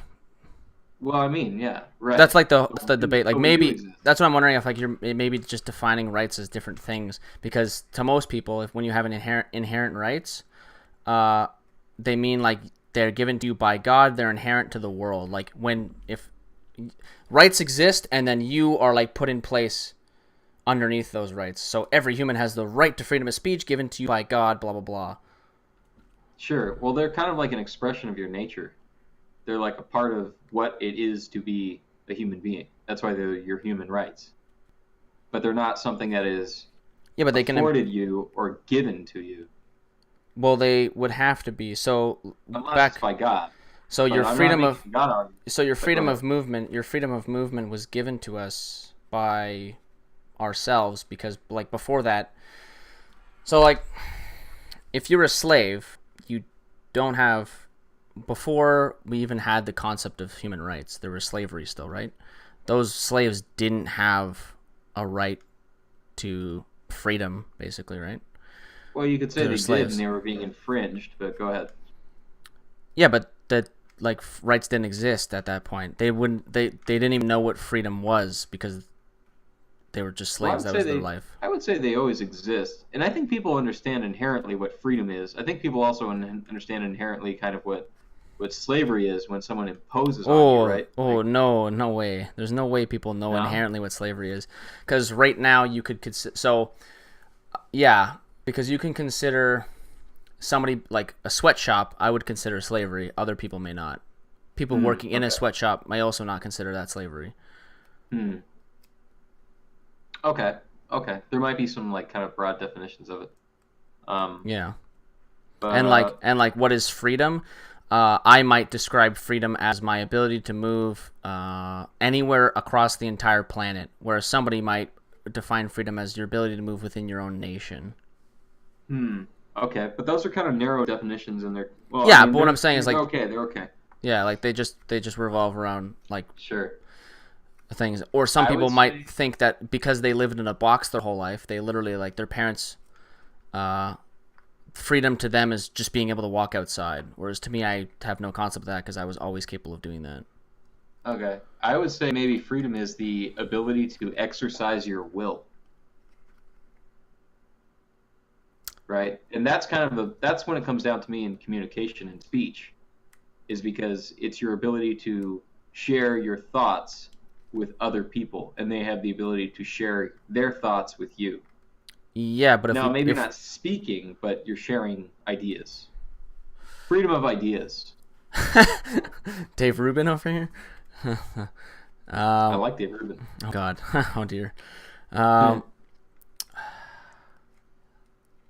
then, like, it comes back to like the natives and the natives and the colonizers couldn't do that. They couldn't. Yeah, of course they could. Well, no, neither of them understood each other at all. But you come to an understanding. You have to learn, and you have to learn to communicate with people. Yeah, but that's what I'm saying. Sharing ideas. Yeah, but like you have to be able to share them in the first place. Like it's hard to, so because we're human beings, we can kind of share some things, but they couldn't for the first like portion of colonization, or for like the majority of it, they couldn't properly, fairly share their ideas with each other. Not to the degree that they can now, or that we would have liked. Because like, or maybe even that we would like to. The colonizers had like endless power over them, so they just kind of willed the native population around. Yeah, that's true. So would you I wouldn't. Hopefully, you would agree that they didn't have any, like, almost any of their rights. Well, their rights are violated, but they have their rights. So then like, it's, yeah, that's so the rights were violated, but they were never given to them in the first place. They were just. But I don't believe that rights are given. That's what you believe. But. Yeah. So it's like, so then I guess you would say that that African Americans, their rights were violated during slavery. Yeah. Right. Even though I would just say that they were never given to them, like they could never. But if they weren't given to them, then they weren't violated, and that would mean that slavery wasn't wrong. Yeah, at the time it wasn't, right? Well, it was legal, but I would still say it was wrong. To the people that existed at the time, it wasn't. To you, it is, but to the people at the time, it wasn't. Right, but I would say they were wrong. Sure. Yeah, currently, and maybe in the future, your definition of a right to access to healthcare is deemed wrong. To me, you're wrong, right? Mm-hmm. Sure, right. But I guess it's because what I think, now this comes out to it, so I'll just kind of reiterate, but like what I think is a right is not something that is given to you. No one gives you rights. You have rights. They're innate. They're what you share equally with other human beings. They're what make you equal to others. What makes us equal as human beings is what we share with each other, and those are our rights. But they're not something that the government gives you, or that anyone produces in a factory, or learns to do in a book, and then as a service that they have to provide you. They're what you are. They're what we are as people. And like communication with each other is one of them, and that's the primary one. Well, it's like now, but like I'm saying, in the past we couldn't clearly communicate with each other. Sure, but I mean, you can't I know, but you can't clearly communicate with people in China or Japan or any other country you don't fully understand. Not to the degree I would like. A little bit you can. You're right. Yeah. But we have different languages, right? But we're not wholly united enough to share a common language just yet. Maybe never. I don't know. So then. But yeah. But a lack of like, I think it's you're almost kind of like saying you're making an argument to degrees of communication, but you still have a right to communicate. Well, no. Like maybe I can't communicate to the degree that I would prefer or that I'm capable of in English. Yeah. But that doesn't mean that I don't have the right to do it. I know, but I wouldn't consider just screaming into like the air communication, right? It is. Which it's not great communication, but it is. Okay, well I just wouldn't define that as like if I just expel air from my mouth, I'm not communicating anything. Which is essentially what screaming is. Yeah, but no, I mean screaming sends a message. It's why people scream, you know. Yeah, I know, but we give the message to it. So a war cry has a specific message because we associate it with like strength and unison because everyone did it, and then it like sounded intimidating or whatever. A scream in pain we gave meaning to because we associated that like if somebody's injured, they seem to. Right, like if somebody screams, you could now today. If somebody screams out loud, you consider a bunch of things. They're either getting murdered, raped, or they're just hurt. So depending on your society, that might change. No, I think those are kind of things that are very. I think those are like human nature things. I think human beings across all of the planet, like they make certain noises. That people kind of like inherently recognize. Like kids cry a certain way when they want attention, or they cry a certain way when they're actually hurt. Yeah, and not everyone. Same with people. Not everyone can understand that, or like will understand that, and even parents may not understand that. And that comes just back from like an evolutionary thing with the whole. Like we only understand it because, we developed an understanding for it because it was beneficial to us in our survival. See, I always think that maybe there's a little bit more than just survival. Like, not in the case of evolution. For the most part, evolution just became survival. So if you have a wall, well, that's like moths, but basically, the reason we can communicate why we have massive brains is because when we were developing as a species, it was more beneficial to us to increase our brain capacity than to increase our muscles because, let's say, like gorillas had that covered, whatever. I mean, I don't know. I can understand that, and I get that argument.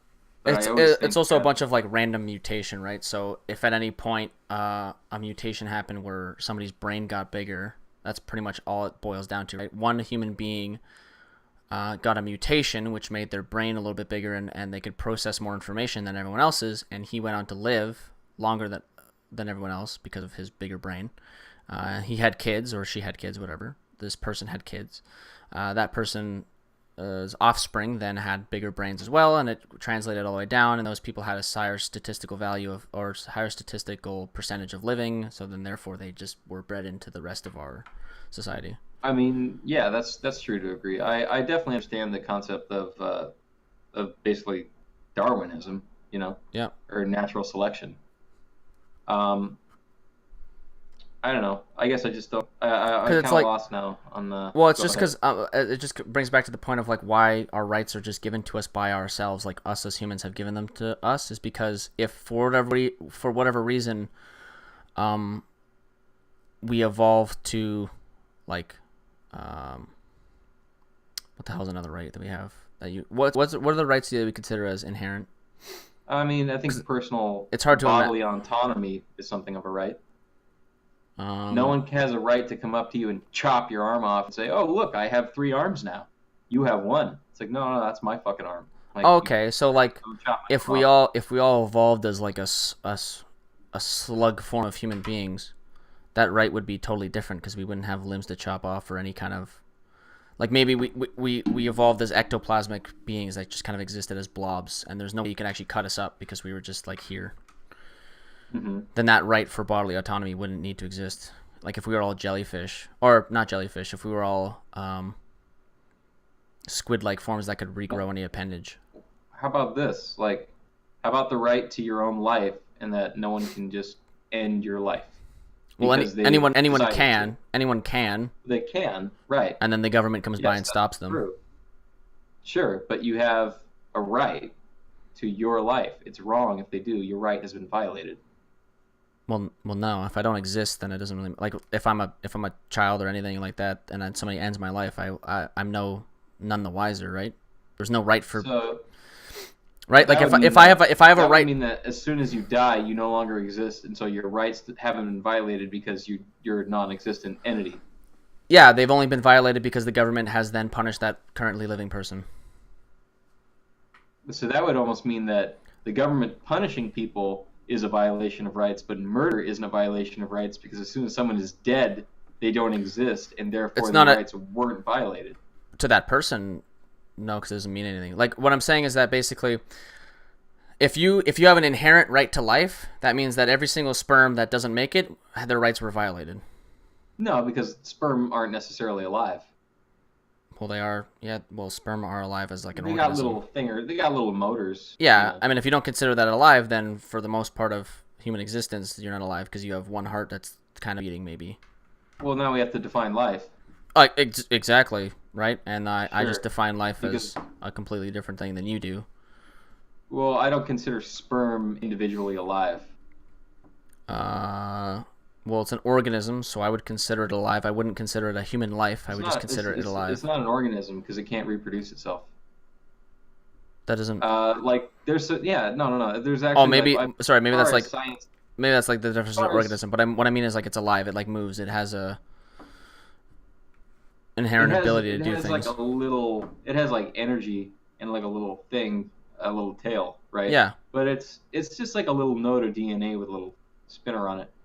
Um, It's a little bit more than just DNA, but no, I know what you're saying. It's a bunch of sure, testosterone too and whatnot. Oh, okay. Um, yeah, but no, I mean like, and now I'm not saying that science has the complete perfect definition of life, right? Because that's actually when you're trying to come up with a complete or ideal or fully functional definition of life, you're actually going to get a little bit. You're probably going to get into some sort of existential or spiritual territory, possibly, but or religious or something.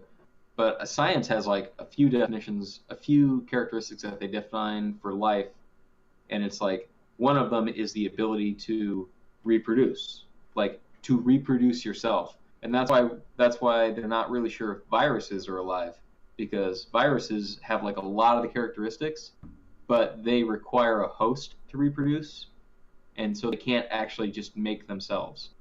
They Yeah. require like something else. So But I mean, I would not still. quite parasitically, but Yeah, but I would still consider that alive because it's while it's in existence, it's like looking for a host. Like I wouldn't consider a virus alive once it's in a host. I would just sure. consider a virus alive until it like dies, right? Well, sure, but that goes for everything essentially. But it's like Well, yeah, no, everything's alive until it dies if it's alive. But yeah, exactly. it's Like I think viruses have like one strand of RNA and instead of like a double helix of DNA, so that they can't make their own shit. All they can do is infect something and then put yeah, they put their their DNA on it RNA and then into yeah, the nucleus and then reprogram it. But yeah, they can't be a single thing making itself and more of itself. yeah, So in that sense, they're not necessarily alive. But that's just a scientific definition. But then we have to essentially define life. I can't remember how we got so down to the point where we're going to define what life is or not. Oh, we're well, talking because it's about like sperm. because That's right. if you have a right to life, then you have to define life, and we've defined life as whatever. Well, We haven't even defined that's life true. properly, right? But how can can we recognize some things as alive and some things as not alive? Like that door behind you, is that alive? Well, no. And I know that's a dumb question, but we're getting to the point where we have to define what is alive and dead. So now we have to Yeah. look to things like doors and ask No, I know, easy but questions, I that's guess. that's what I'm getting at, right? Is you could just consider like if you're right to life, like if you get all like let's say we make a system that you only get your rights if you're considered alive, all we have to do is just not consider specific set of people or specific things not alive, and then they don't get rights anymore. Sure, but that's going to be something that essentially to do that, we would have to ignore the characteristics of life that they share with us. So eventually we'd end up defining ourselves into death. Like if you're equal with other people and you share equal rights, Well, and then you some people define don't them think as that, dead, right? So some people don't think that they're equal with other people because for a large portion of right? society, white people thought they were completely different than black people and Yeah, did right. not see each other equally whatsoever. Right, and that's why they violated their rights because they didn't see Well, themselves as equal. they just didn't give them rights. They don't. You don't. Well, I mean, I get it. That's what you think. I think that your rights are inherent and that you're inherent equalities. Um, but yeah, I don't think that rights can be given because Well, they were if they given can be right. given, Women were given the right to vote. I would say that their right to vote was finally recognized. Sure, that's true. But I would say it's like the right to vote. It was maybe they were Like a right to denied it vote. before, right? Well, how can you? So then, if there's no government in place, is your right to vote being denied because there's nothing to vote on? Sure, that's true. Well, then no, it's not. If there's nothing to vote on, like if a system doesn't exist, then your right to that system can't be violated because it doesn't exist. By that definition, there's infinite and zero rights that are being violated right now for every system that does or could exist. Yeah, so that's why I start with the baseline of you don't have any rights, and then we as humans have given each other rights. Okay. I can understand that. Rights within a system. Do you think you have any rights? And that system is government. Do you think you have... Yeah, you're right. Do you think you have any rights that are innate? Like, if you, through any government, through any possible form of government, do you think there's any service that a government must perform in order to not be tyrannical? Like... Oh, well, then you're defining what is tyrannical. Sure. So, no, because I would say, like, there's no, like, inherent rights. Hold on, what is this? Somebody just linked a thing. What is this?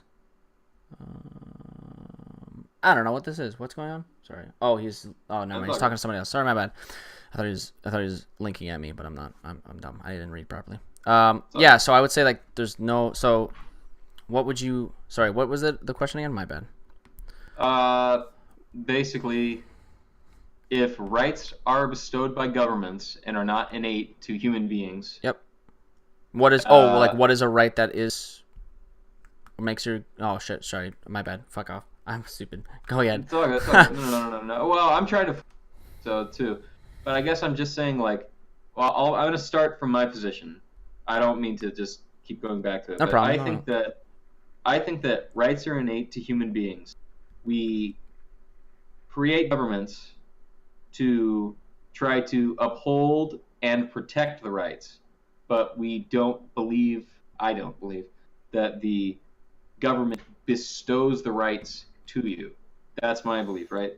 You say that we create the government and then the government gives rights to people. Well, we create the government and we create our rights.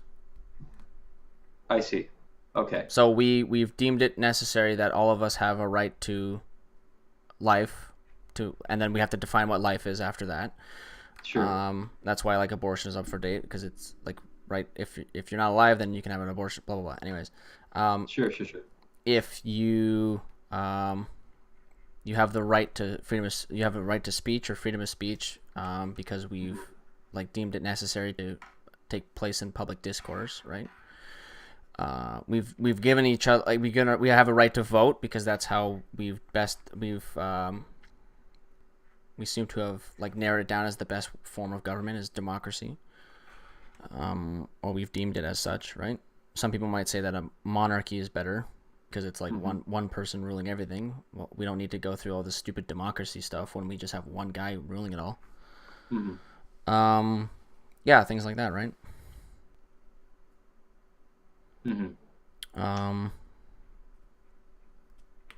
Yeah, I guess that's basically it. Well, is there any limit to the rights the government can bestow on people? No, not really. And then it just depends on, like, because the government is made up of people, hopefully, right? So we can give everybody the right to internet. Could you give everybody the right to, like, grow a pair of wings and fly? Even though no one can do that, could the government give people that right? It'd be a useless one, but yeah. Well, okay. But if the government gave people that right, but no one was able to do it, would everyone's rights be being violated? No. You would just... Because you would have the right to it, you just can't do it. Well, then, what's the difference between... Okay. Because then it's somebody actively imposing it on you. So Sure. if we all had wings and the government gave us the right to wings, and somebody came and chopped your wings off, that person would be violating your rights. Sure. But if if the government gave us the right to wings and we couldn't grow wings, nobody's violating our rights, except for, like, I mean, you can maybe consider that your own body is, Sure. but, like, that's kind of stupid. Well, it's like, give me wings, goddammit, I have a right to them. What? Well, here, I guess it comes down to this too. It's like there's so many different things. I'm just gonna say there's innumerable things that human beings can do, right? Sure. But whether or not we have the right to them, if the government gave us rights, the government would have to positively and prescriptively list every single individual thing in every single instance and then grant us the right to do it, and therefore we would have the right to do it. But I think we have innate rights and that the government protects them, but it can't positively prescribe us rights. Because they're too varied. There's just too many. Well, it tries its best to. So when you don't have the right to health care, that means that anyone can kind of give or just deny you health care. Right? Okay. So, I mean, well, you have a right to, like, I think we have, like, rights to association. Yeah, but that was given to you. That's what I'm saying. Like, let's say there's no rights whatsoever involving with healthcare. There's nothing is given to you by government. Nothing is guaranteed. Then any company can just tell you to fuck off, and like any health company or any hospital can just tell you to fuck off for any reason. Sure. Right? Like it's put into your laws that when you're in the emergency room, they have to like take care of your wounds, but after that, there's nothing needed. Whereas in Canada, because we have we have rights to health care. If I get shot in the leg, like so in the United States, I think it works like if you get shot in the leg, you get taken to the ER. They stabilize you, and then they send you out. You don't get a surgery. You just are stabilized, and then you're sent on your way. In Canada, if you get shot in the leg, you get to the hospital, they stabilize you, they take out the bullet, they do surgery on you, and fix up your leg. Because it was an inherent right given to us by government. Okay. I still don't necessarily think that is a right. I would say that's something more like a benefit. But which is still a good thing. But I just think it's not necessarily like it's a right, but that's fine. Okay, well, yeah, that's what I'm saying. Maybe we just define rights differently within each other. I mean, I think I've said it multiple times. I'm okay. I just didn't want to keep reiterating it over no problem. Like a broken record. But but yeah. Anyway, we can get on to something really quick. I just gotta take like a 1 minute thing, or I mean, if you're up pretty late actually. It's like 1 o'clock there for you. But I was going to ask, we were just going to touch on it really quick. And it's a good segue, too, because we're going into rights.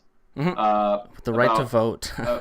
Felons have the right to vote. Yeah, I want to know about this. 1 second, though. I'll be right back. No problem, buddy. Yeah. Let's see. What is everyone saying in the chat? Sorry, I've been ignoring this a long time, but I've had to use my big fucking brain. I haven't had this many viewers in my chat. Yeah, freedom of speech is 100% a benefit, right? If you don't have it's a benefit. It's a benefit. It's a benefit given to you by government. If you don't have a right to speech, then that means anybody can just walk over and cut your mouth off. And now anybody can do that, but there's a series of punishments involved with that, right?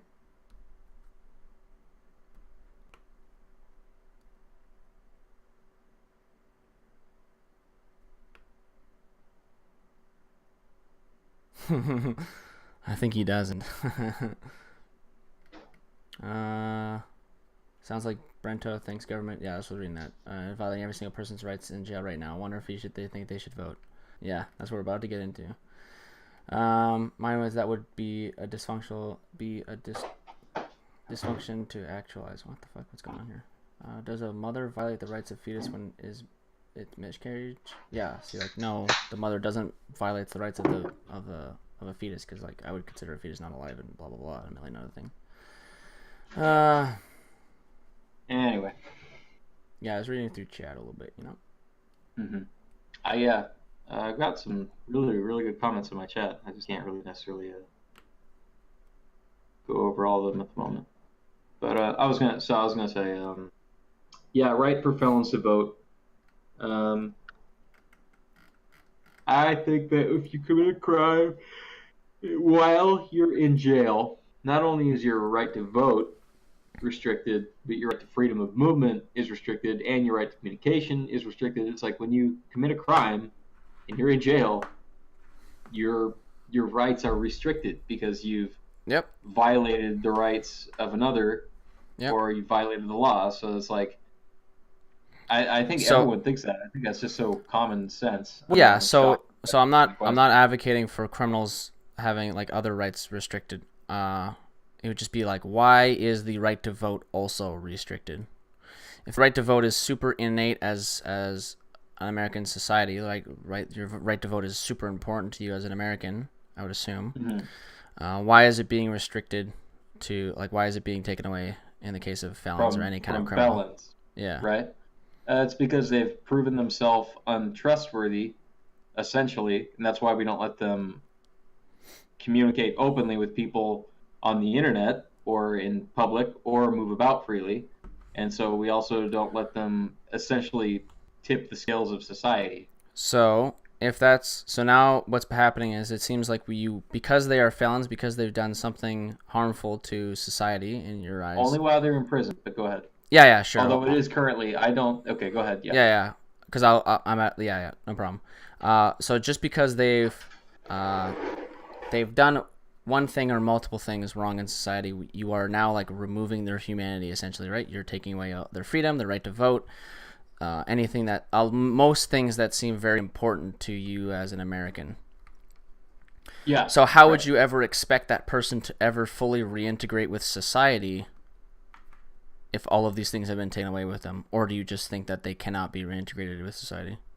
I think they reintegrate with society once they're out of prison. I think giving voting rights back to felons after they leave is fair. Sure, like I can agree with that because that's just like one step. But yeah. Yeah, while they're incarcerated, no, they're serving time, and I think that's fine if you can't vote while you're in prison for committing a felony. Okay, so I'll give you my reason as to why I think it's important that felons are allowed to vote.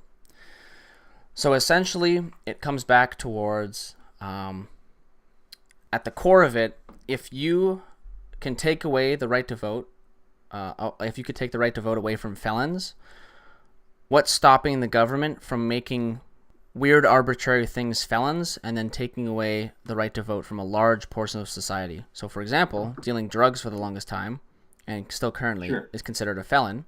So because you sold a little bit of pot, because there's no other, like you're trying to be an entrepreneur, let's say, whatever, you now have a felony charge against you and you can no longer vote in your society. Do you think it's correct or right that a guy who is just selling weed can no longer vote in your society? That's the only thing he did. Just sold some weed. Sure.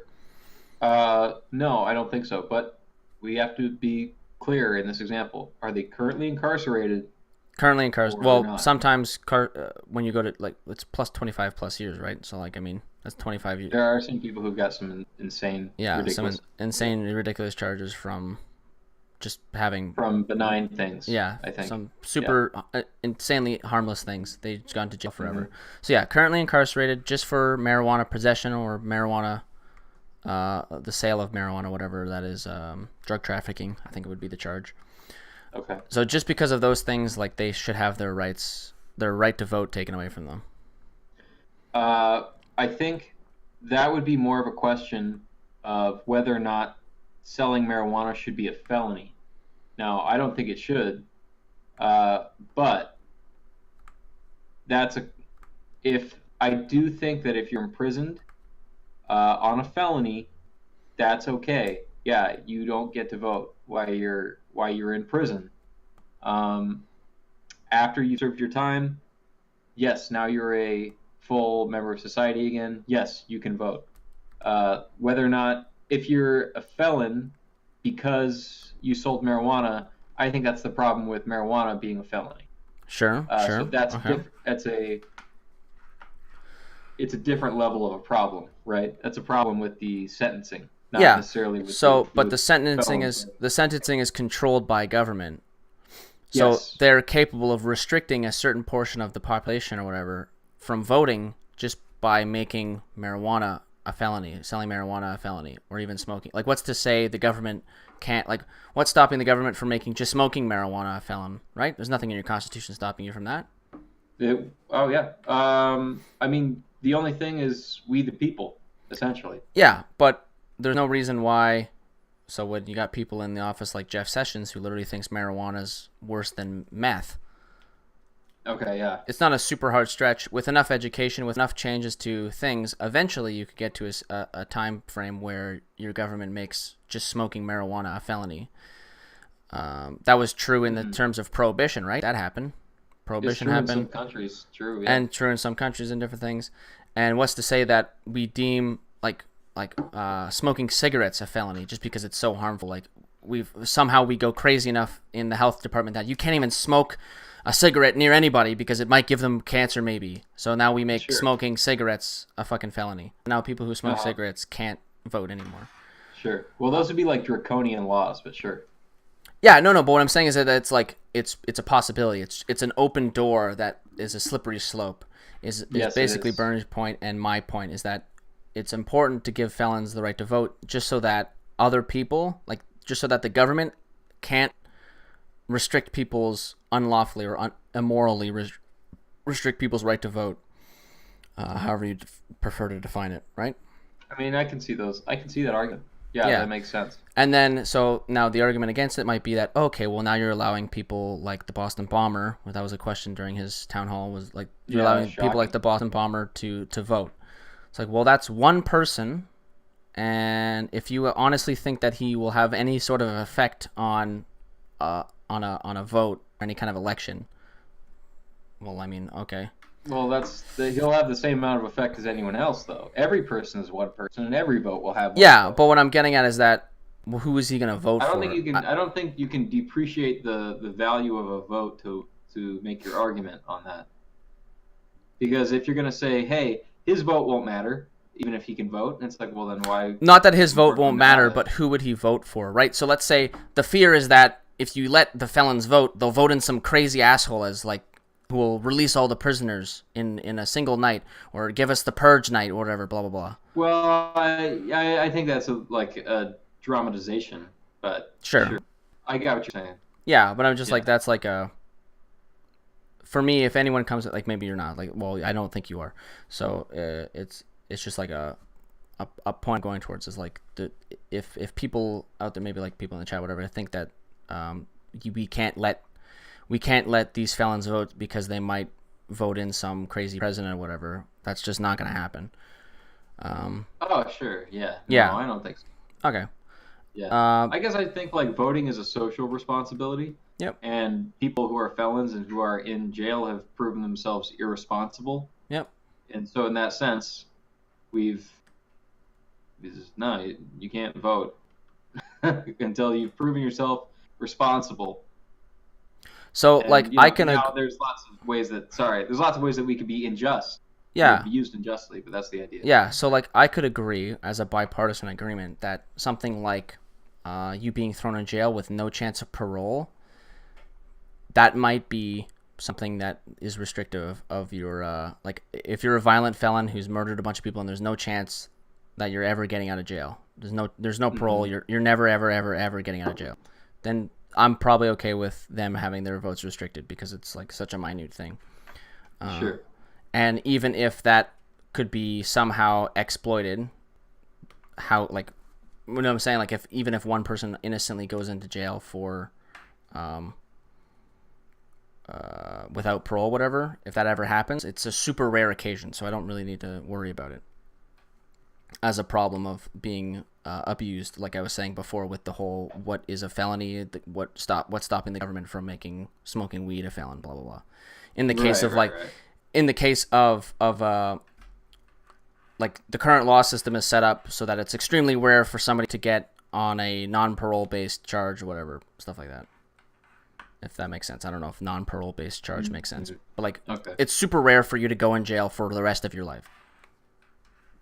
Yeah, so I'm okay with ideally, yeah. Yeah, so I'm okay with those people having their vote restricted to an extent because, well, there's no chance they're getting out. They've done something extremely harmful to society. Those people potentially I could be okay with restricting their vote. But any other felons, sorry, go ahead. I was gonna. You go ahead. You go ahead. So I was just gonna say like other felons, non-violent felons, give them the right to vote. And any kind of felon that might be able to come into jail at some time or is doing well in... So, like, if you're out in 15 years, I would say... If you're out at any point during your lifetime, like, if you're not in jail for the rest of your life, I would say that you should have the right to vote. While you're in jail? Yeah, while you're in jail. Just because it's a connection to society, right? So if we're aiming to rehabilitate I would say that having your right to vote is something very helpful to your rehabilitation. You're taking part in the democratic process going on with the rest of your country. It's something very American, or very just to any Western country is very important to society moving forward, is taking part in the democratic process. So if you restrict that from people who are trying to rehabilitate into society, it may cause like undue harm to them, or stop them in some way from ever wanting to come back to society or feeling fully attached to the society because they haven't taken part in democracy for the past 25 years. Right? Does that make sense? I mean, I can see that. I can see that. I don't necessarily think it would be a deciding factor in someone's. Yeah, no, I'm not saying it is like socialization. Yeah, I'm not saying it's a thing, but it's a part of it, right? It would be a part of them being rehabilitated. Yeah, G Diddy just wrote something. I just wanted to say that I get what you're saying. I think that's a fair argument. I don't think that's like a terrible argument or anything. But to kind of get to that, I was going to say, G Diddy said this is going to cost Bernie the Dem nomination, and that's kind of what I was thinking. I was like, holy shit, like, yeah, it's just like. So, this is kind of restrict, I guess, because David Pakman had a poll within his own audience, and 90% of his audience agreed that felons should be able to vote. It was just split kind of 50-50 between out of prison and within prison. So that's it was like the one. It was like 32%. So I don't think that it's set in stone as to what Bernie's plan is, because when he was at the CNN town hall, he brought it up, and then there was a bunch of fucking dumbass questions like, "Are you okay with giving the Boston bomber a right to vote?" And he was like, he was like fumbling around. He said yes. Yeah, but he was like targeted with that very fucking hardcore question out the bat. I mean, but that's what you do. Though. I mean, like you just like someone says like, you say you're advocating for this. This implies this. Yeah. This is like the limit. What if we take it to the limit? Is there a limit? No, there's no limit. It's like, oh, okay. Holy shit. And I mean, it's just like, there's so many issues. Well, what I'm saying, like there's just so many candidates, and there's so many things, and then it's like, maybe we should give felons the right to vote. It's just like, why are you fucking doing this? Just win the fucking nomination if that's what you're trying to do, man. Yeah. Like, god damn. Like, it's like someone's gonna bring up polygamy and be like, you think a man should be able to have 8 wives, or a woman should have 4 husbands, or 4 husbands and a wife, or something? Yes, I'm full polygamy. Like, fuck. Why don't you stop? So, do you want to know something? Do you want to know something super interesting then? I want to know everything super interesting. So, Canada gives the right to vote to felons. I'm looking into right now the extent, but Canada, you are allowed to vote as a felon. I'm wondering if there's a stop to it. I don't think so. Felon jury exclusion. The lifetime exclusion of felons from jury service is a majority rule in the United States. Oh, that's the United States things. Hold on, what the fuck is this? This is not about Canada anymore. Who can vote? Convicts among other Canadians. So yeah, in Canada you're allowed to vote as a convict. I'm wondering if there's any kind of stop to it, because if there is no stop to it, then, well, Bernie's just kind of advocating from the Canadian side. Sure. People, and if, like, I mean, it's not like anybody in Canada disagrees with this, I don't think. I'm not sure a lot of people are fucking aware of it, to be honest, but this happened in 2015, by the way, just so you know. Mm-hmm. That's mostly why I'm for it, because, well, my Canadian government did it, and I don't disagree with it. People in provincial jails and federal prisons can apply to vote by mail or registry to vote at advanced polls set up by inside institutions. October 9th, inmates vote for candidates in their home riding or their riding of a relative. This is all like Canadian politics stuff. The place of their arrest or the court where they were convicted and sentenced. Blah, blah, blah. Homeless. So, where's this? So, I don't think it's a bunch of other things. That's just how can you vote as a felon. Fuck, where is it?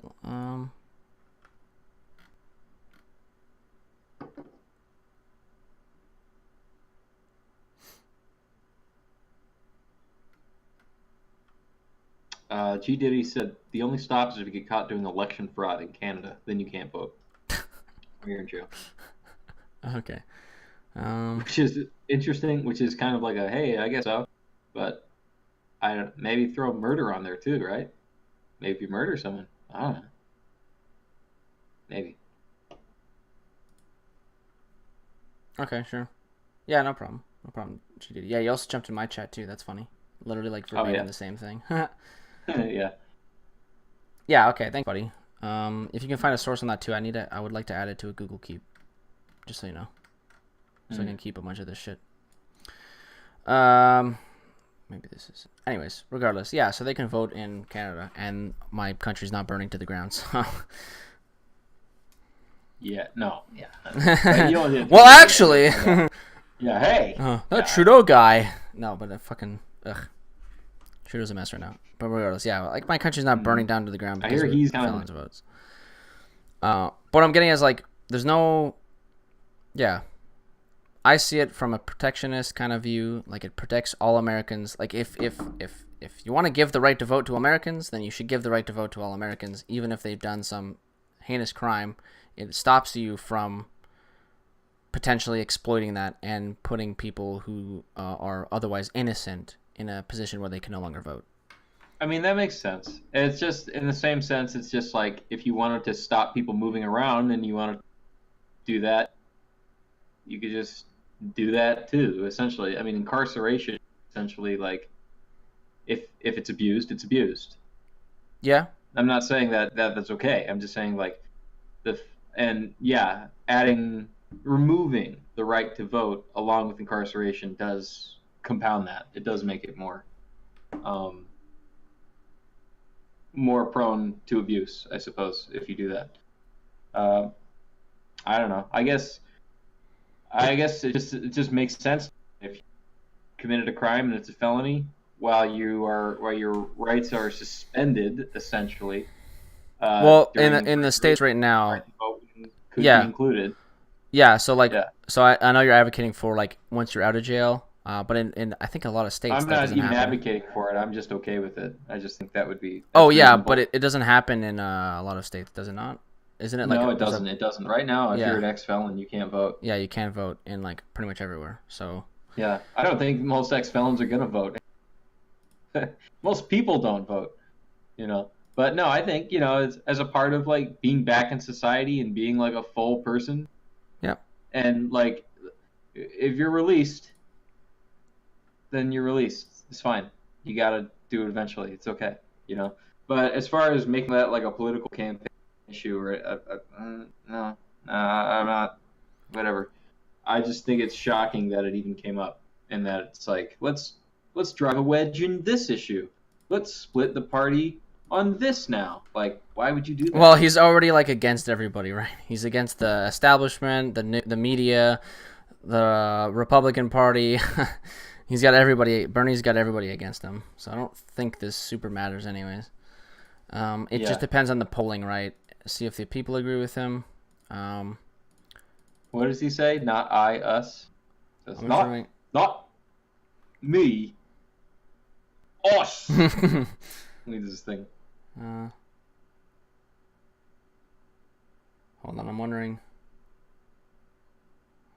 Okay, apparently Florida might have. I'm wondering right now what states in the United States allow felons to vote. Just Nate in your chest. Just send the convicts to the mines. If they survive the hard labor in the iPhone mines, then they will be allowed to vote in local elections. Yes, that's right. That's not, man. That's not slavery at all. You gotta work. None other. Oh yeah, well I guess Maine does it too. Maine and Vermont do it. Oh, that actually, So Maine and Vermont allow felons to vote while in prison. Just so you know. So that's another thing. Oh, okay. As of January 2019, Iowa and Kentucky are the only two states with lifetime voting bans for felons. So it's only okay. So a bunch of states removed it. So Iowa and Kentucky are the only two states left that if you're a felon, you're banned for life from voting. Okay, well that's not good that they're still like that, but it is good that maybe they're the only two states left. So that's not so bad. That's okay. So unless something recently has happened again, that's what it stands like. That's what Google gave me.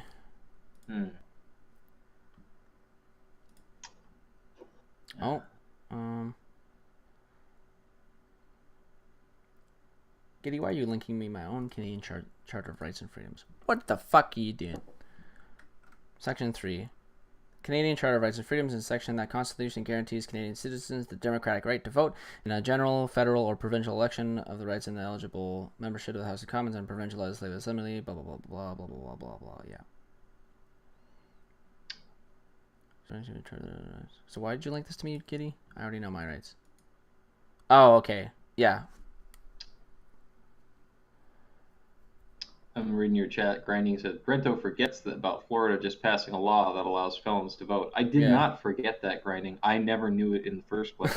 I can't forget something that I didn't know. Totally different. Florida made people wait 10 years after release from being able to get to vote. After 10 years, they could petition the governor to ask them to right to vote back. Still looking for where it could die. Sorry, I just read it. Yeah, no problem. But I know my rights. I had a course on human rights, okay? I know my rights. I know my rights. I actually don't. I think I did good on that final exam, actually. I think I know my rights. Oh, they have an exam rights. That's kind of a cool exam. Oh, it was really fucking annoying, actually. It wasn't like a exam on like all rights. It was just like, I don't know. The class is hard to describe, but it was the final exam was really weird.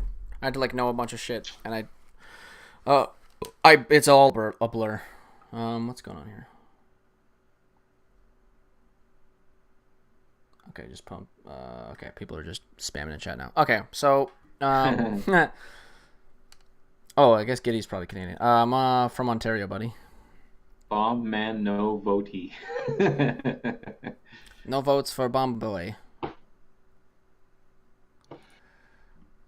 Alberta, nice, cool. How's that oil doing for you, Alberta? Huh? Take that, fucking Alberta losers. Sorry, I just had to bully them. Tear them apart. Yeah, man.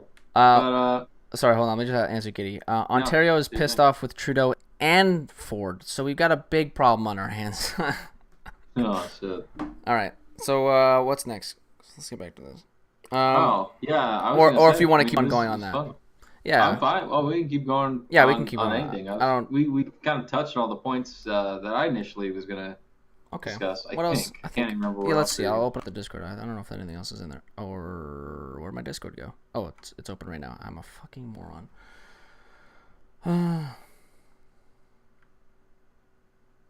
Yeah, I don't know who the fuck we're voting on. Well, we were gonna do like socialism versus capitalism, but that was kind of broad. Yeah, we'll need we addressed it immediately. I mean, yeah, we'll need a socialist in here to be us against him probably. I'm for like a maybe super. So, yeah. I'm for like a super healthy. Hold on, I just gotta turn off. Yeah. I can sum up like my entire problem with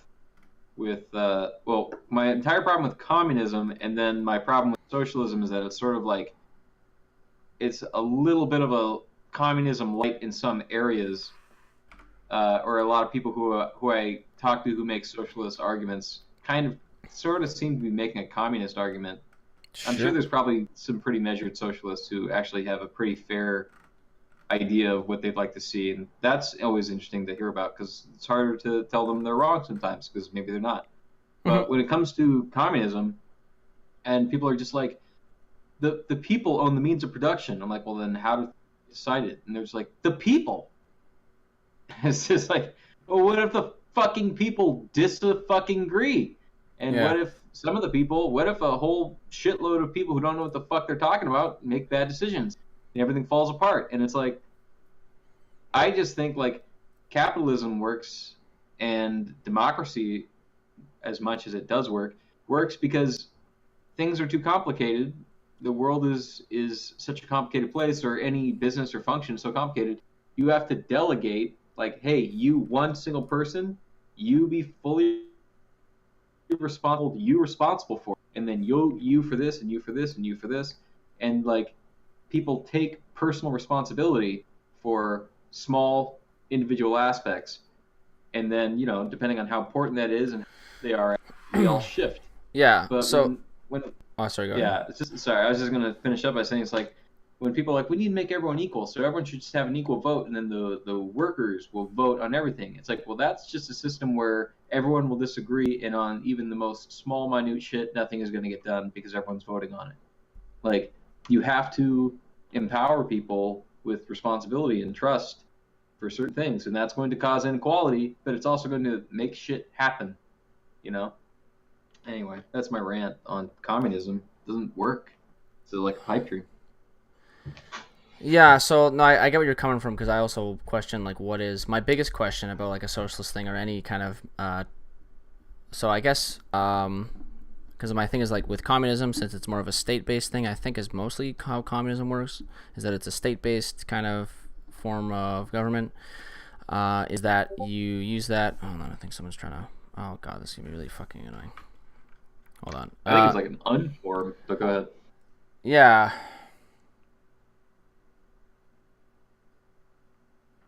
Hold on, sorry, Giddy was messaging something. It's just like basically that like so socialism can exist within like a democratic society. How that kind of play out is uncertain. I wonder if hold on, let me just I gotta turn off this because somebody messaged me on Discord. I just gotta check that really quick. Or did somebody? Oh, somebody did. Somebody named Dino wants to join the call. I don't know if you know who that is. Dino or Dino or Dino. Dino. Is that? Oh, that's on Discord. Yeah, he messaged me on Discord. I'm not sure if we know. I might know them, and maybe I'm just not thinking of it right at the moment. I'm gonna pop this off real quick on my stream. What do you wanna join the call for? Because he's in my chat right now. Oh, okay. Oh, he's in your chat, huh? Yeah, I'm just gonna ask him here. I don't know if he's in. Like, I don't know if this is a person you know right now. I'm looking through. I might. I can't remember. I feel bad now if I do and I don't, and I'm not thinking. Hillary for prison, huh? Yeah. I don't know. What do you want to talk about? You just want to like shoot the shit? Yeah. I'm not really about like Hillary for prison. I do think that she's committed crimes and is probably guilty of things, and in that sense could probably go to prison. I talked to some people I know who are very hard Democrats. They go like, Hillary's not in prison, haha. It's like, I don't care if she's in prison. I don't want her in prison. It's not something that I'm actually like excited for or want to see or anything like that. It's not like an important thing. Yeah, no, it's not like anything. I was wondering. I was wondering if it's about my thoughts. Yeah, but thoughts on what? I need to vet you right now, buddy. I'm not gonna just let you into random calls. I don't know who you are.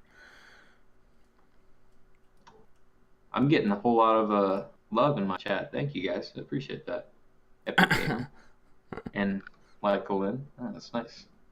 Appreciate that. They want your body. They do. All right. Okay. Well, this is gonna. Hopefully, this isn't important. I'm gonna keep it close tab on this guy. Talk about your thoughts? Yeah, right, I'll just let him. I'll let him in. Fuck it. Oh shit! Hold on. Just this just in case.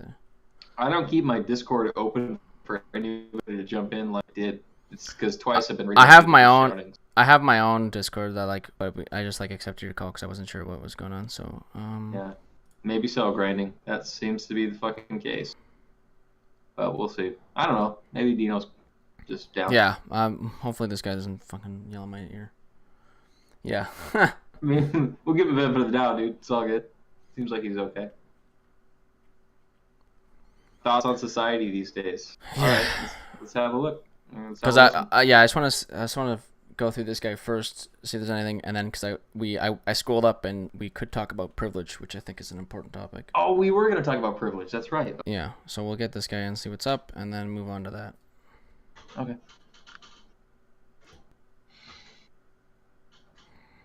All right, so now I can go over here. I'm gonna go over here. We go over here.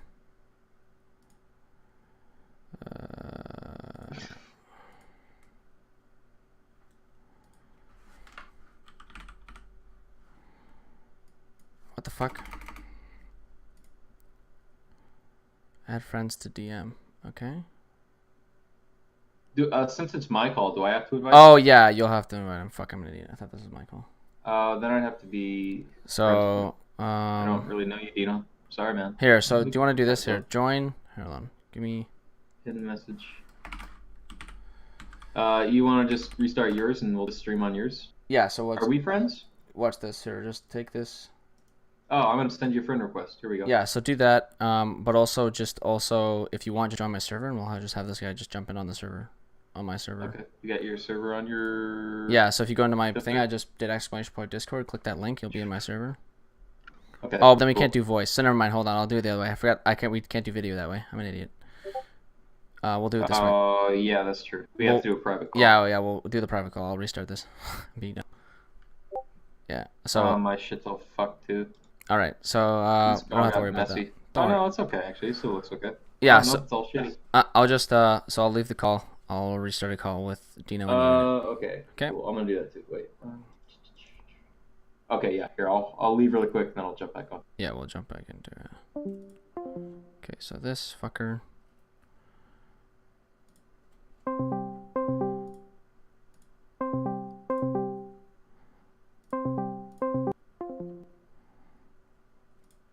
Wait, what? I'm really confused. I don't know what just happened. But here I am. Yeah, it worked. Hey, what's up? And you, me, and Dino. And my camera is on. There we go. Cool. So what's this Dino dude doing? What's up? What's going on with this Dino dude? Are you in there, man? Your mic is off, and you don't have a video. Your mic is muted and you don't have a video. Here we go. Video's loading. No, it's not. It is again. Alright, let's turn on left monitor. It's okay. It always screws up for me for a little You don't have to put on video if you don't want to, FYI, just so you know. Just no, if you don't want to, that's okay. Yeah, just at least turn your mic on.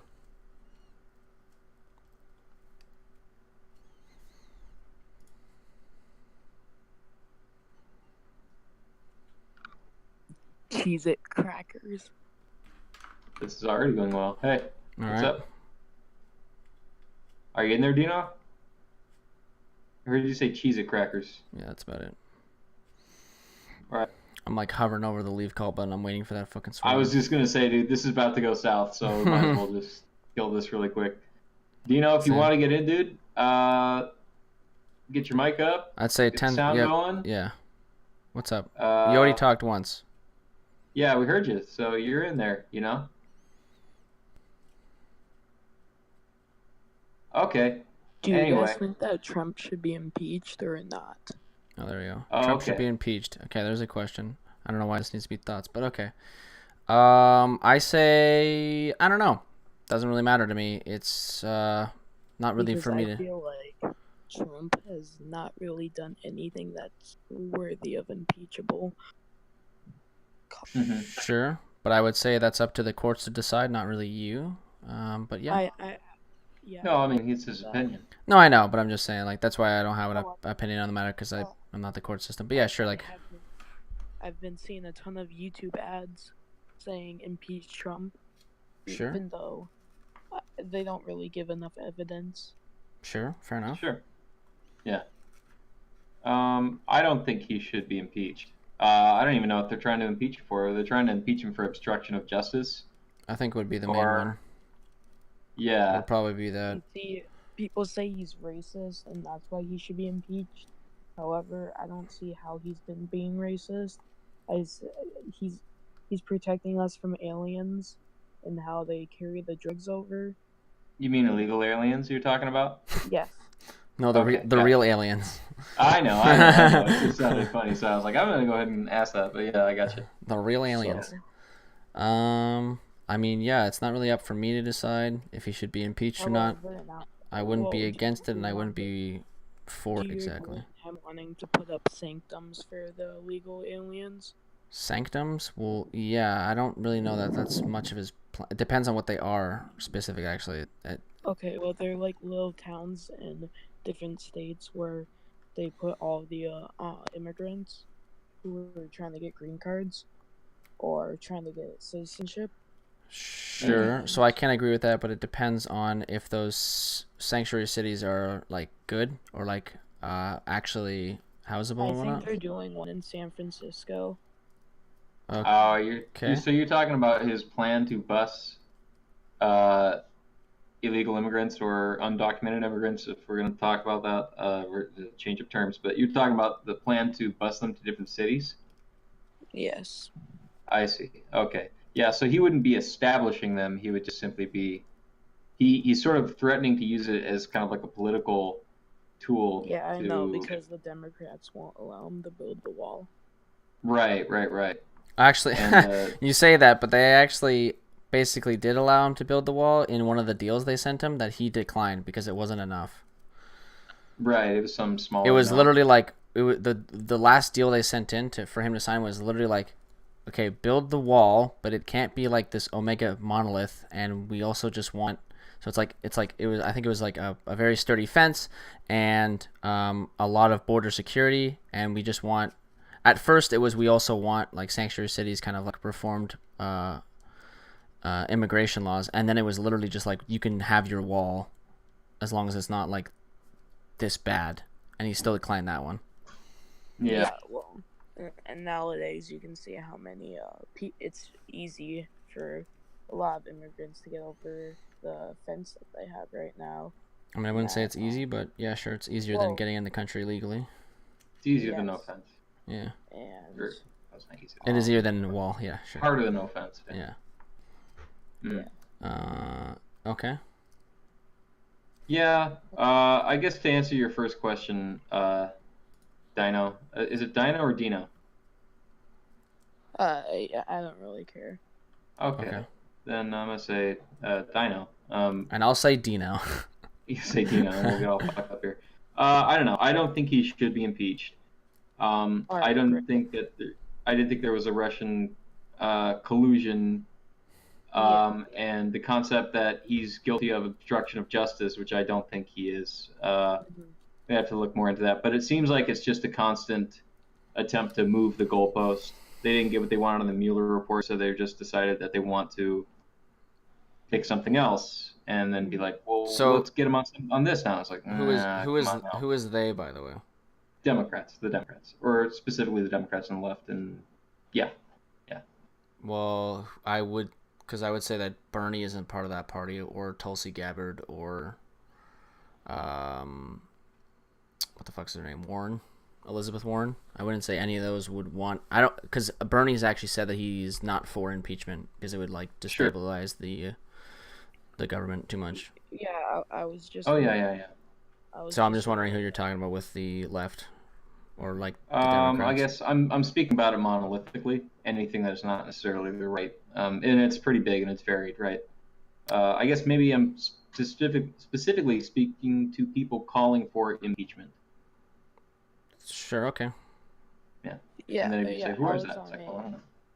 I was on a Canadian Twitch channel, and a lot of the people in the chat were talking about how Trump should be impeached, and I feel like that Canadians really don't know what they're talking about too much, because they say like, oh, Trump's trying to ban all Mexicans, and and they're saying, oh your elections are rigged, and they say that Canada's elections are not rigged. So what kind of Canadians are you talking to? Because, well, I'm a Canadian, and your elections of... I know. Yeah, but your elections because of campaign finance laws are pretty rigged. The fact that a government, a government official can be paid for, can be donated to in like the tens of or the millions of dollars. Oh. Wow, you dropped them. Am I still there? Yeah, that was weird, but okay. How do we get both of us? I don't know where he went, but if he's still in the chat, still there, Dino? Dino? Dino? He died. All right. Well, I don't know, man. Maybe we'll just keep going on this. Well, I was just gonna answer that question. I don't know if he's still in chat. Maybe he is. I'll just answer it anyways, just as a thing. Basically that, yeah, like your elections seem pretty rigged in the sense that you have the campaign finance laws. I wouldn't agree that our elections aren't rigged. There might be evidence that they are or not. I can't really say on that. I don't know. But campaign finance laws are pretty scummy, and I don't know what the rest of it was. Yeah. I don't really know too much about Canadian elections, whether they're rigged or not. I've never really bothered myself with it simply because I was always like, oh, they seem like nothing's going wrong. Yeah. Necessarily. They're pretty close to America, even though you might say, no, they're totally different. It's like, okay, maybe, but they're close enough. I've just never really felt like it required too much attention. It seems like Canada's got it covered. Yeah, no, we're pretty all right. Yeah. I'll worry about me, I guess. Fuck. I'll worry about my own country. Cause fuck me, dude. Yeah. Yeah. Quick question: is Trudeau in any kind of hot water at all? Oh, yeah. So basically, it seems like right now he basically, it seems like he's in the pocket of a big hold on. Electoral corruption. The Canadian Charter of Rights and Freedoms guarantees that all Canadian citizens have the right to vote in federal and provincial elections. The Supreme Court of Canada has held that even if a Canadian citizen has committed a crime offense and is incarcerated, they retain their constitutional right to vote. Okay. Yeah. Okay. Thanks, Giddy. Sorry about that. I was just reading because Giddy posted like this huge fucking paragraph. I feel like I needed to read it. Oh, okay. Yeah. So so Trudeau, it seems like he is in the pocket of like a big company in Quebec. His attorney general, I think she was investigating this company, and Trudeau fired her. And it was like, oh. Yeah. Okay. So it seemed like very suspect, and then he gave, I don't know how old this is, but he gave like $12 million to Loblaws, a very profitable company in Canada. $12 million? $12 million, yeah. So that was like, okay, why the fuck would you do that? Yeah, I don't know. He's in pretty hot water, but then we have Doug Ford in my province, so. Mm-hmm. Okay. Harvey versus New Brunswick. Is this it right here? Yeah, I don't know. They just made him into such a media darling, you know? Yeah. And it's like, as much as they love to build somebody up, they love to tear him down. And it always feels like those people who they build up, they're like, he's the best, he's the deliverance, he's like the greatest one. It's like then immediately when they do anything wrong, just boom, they're fuck these people. Like, I thought we knew you. And it's just like, you know, they expect so much of him, man. Yeah, no, it's... Like, it just seems like how the media treats starlit political celebrities.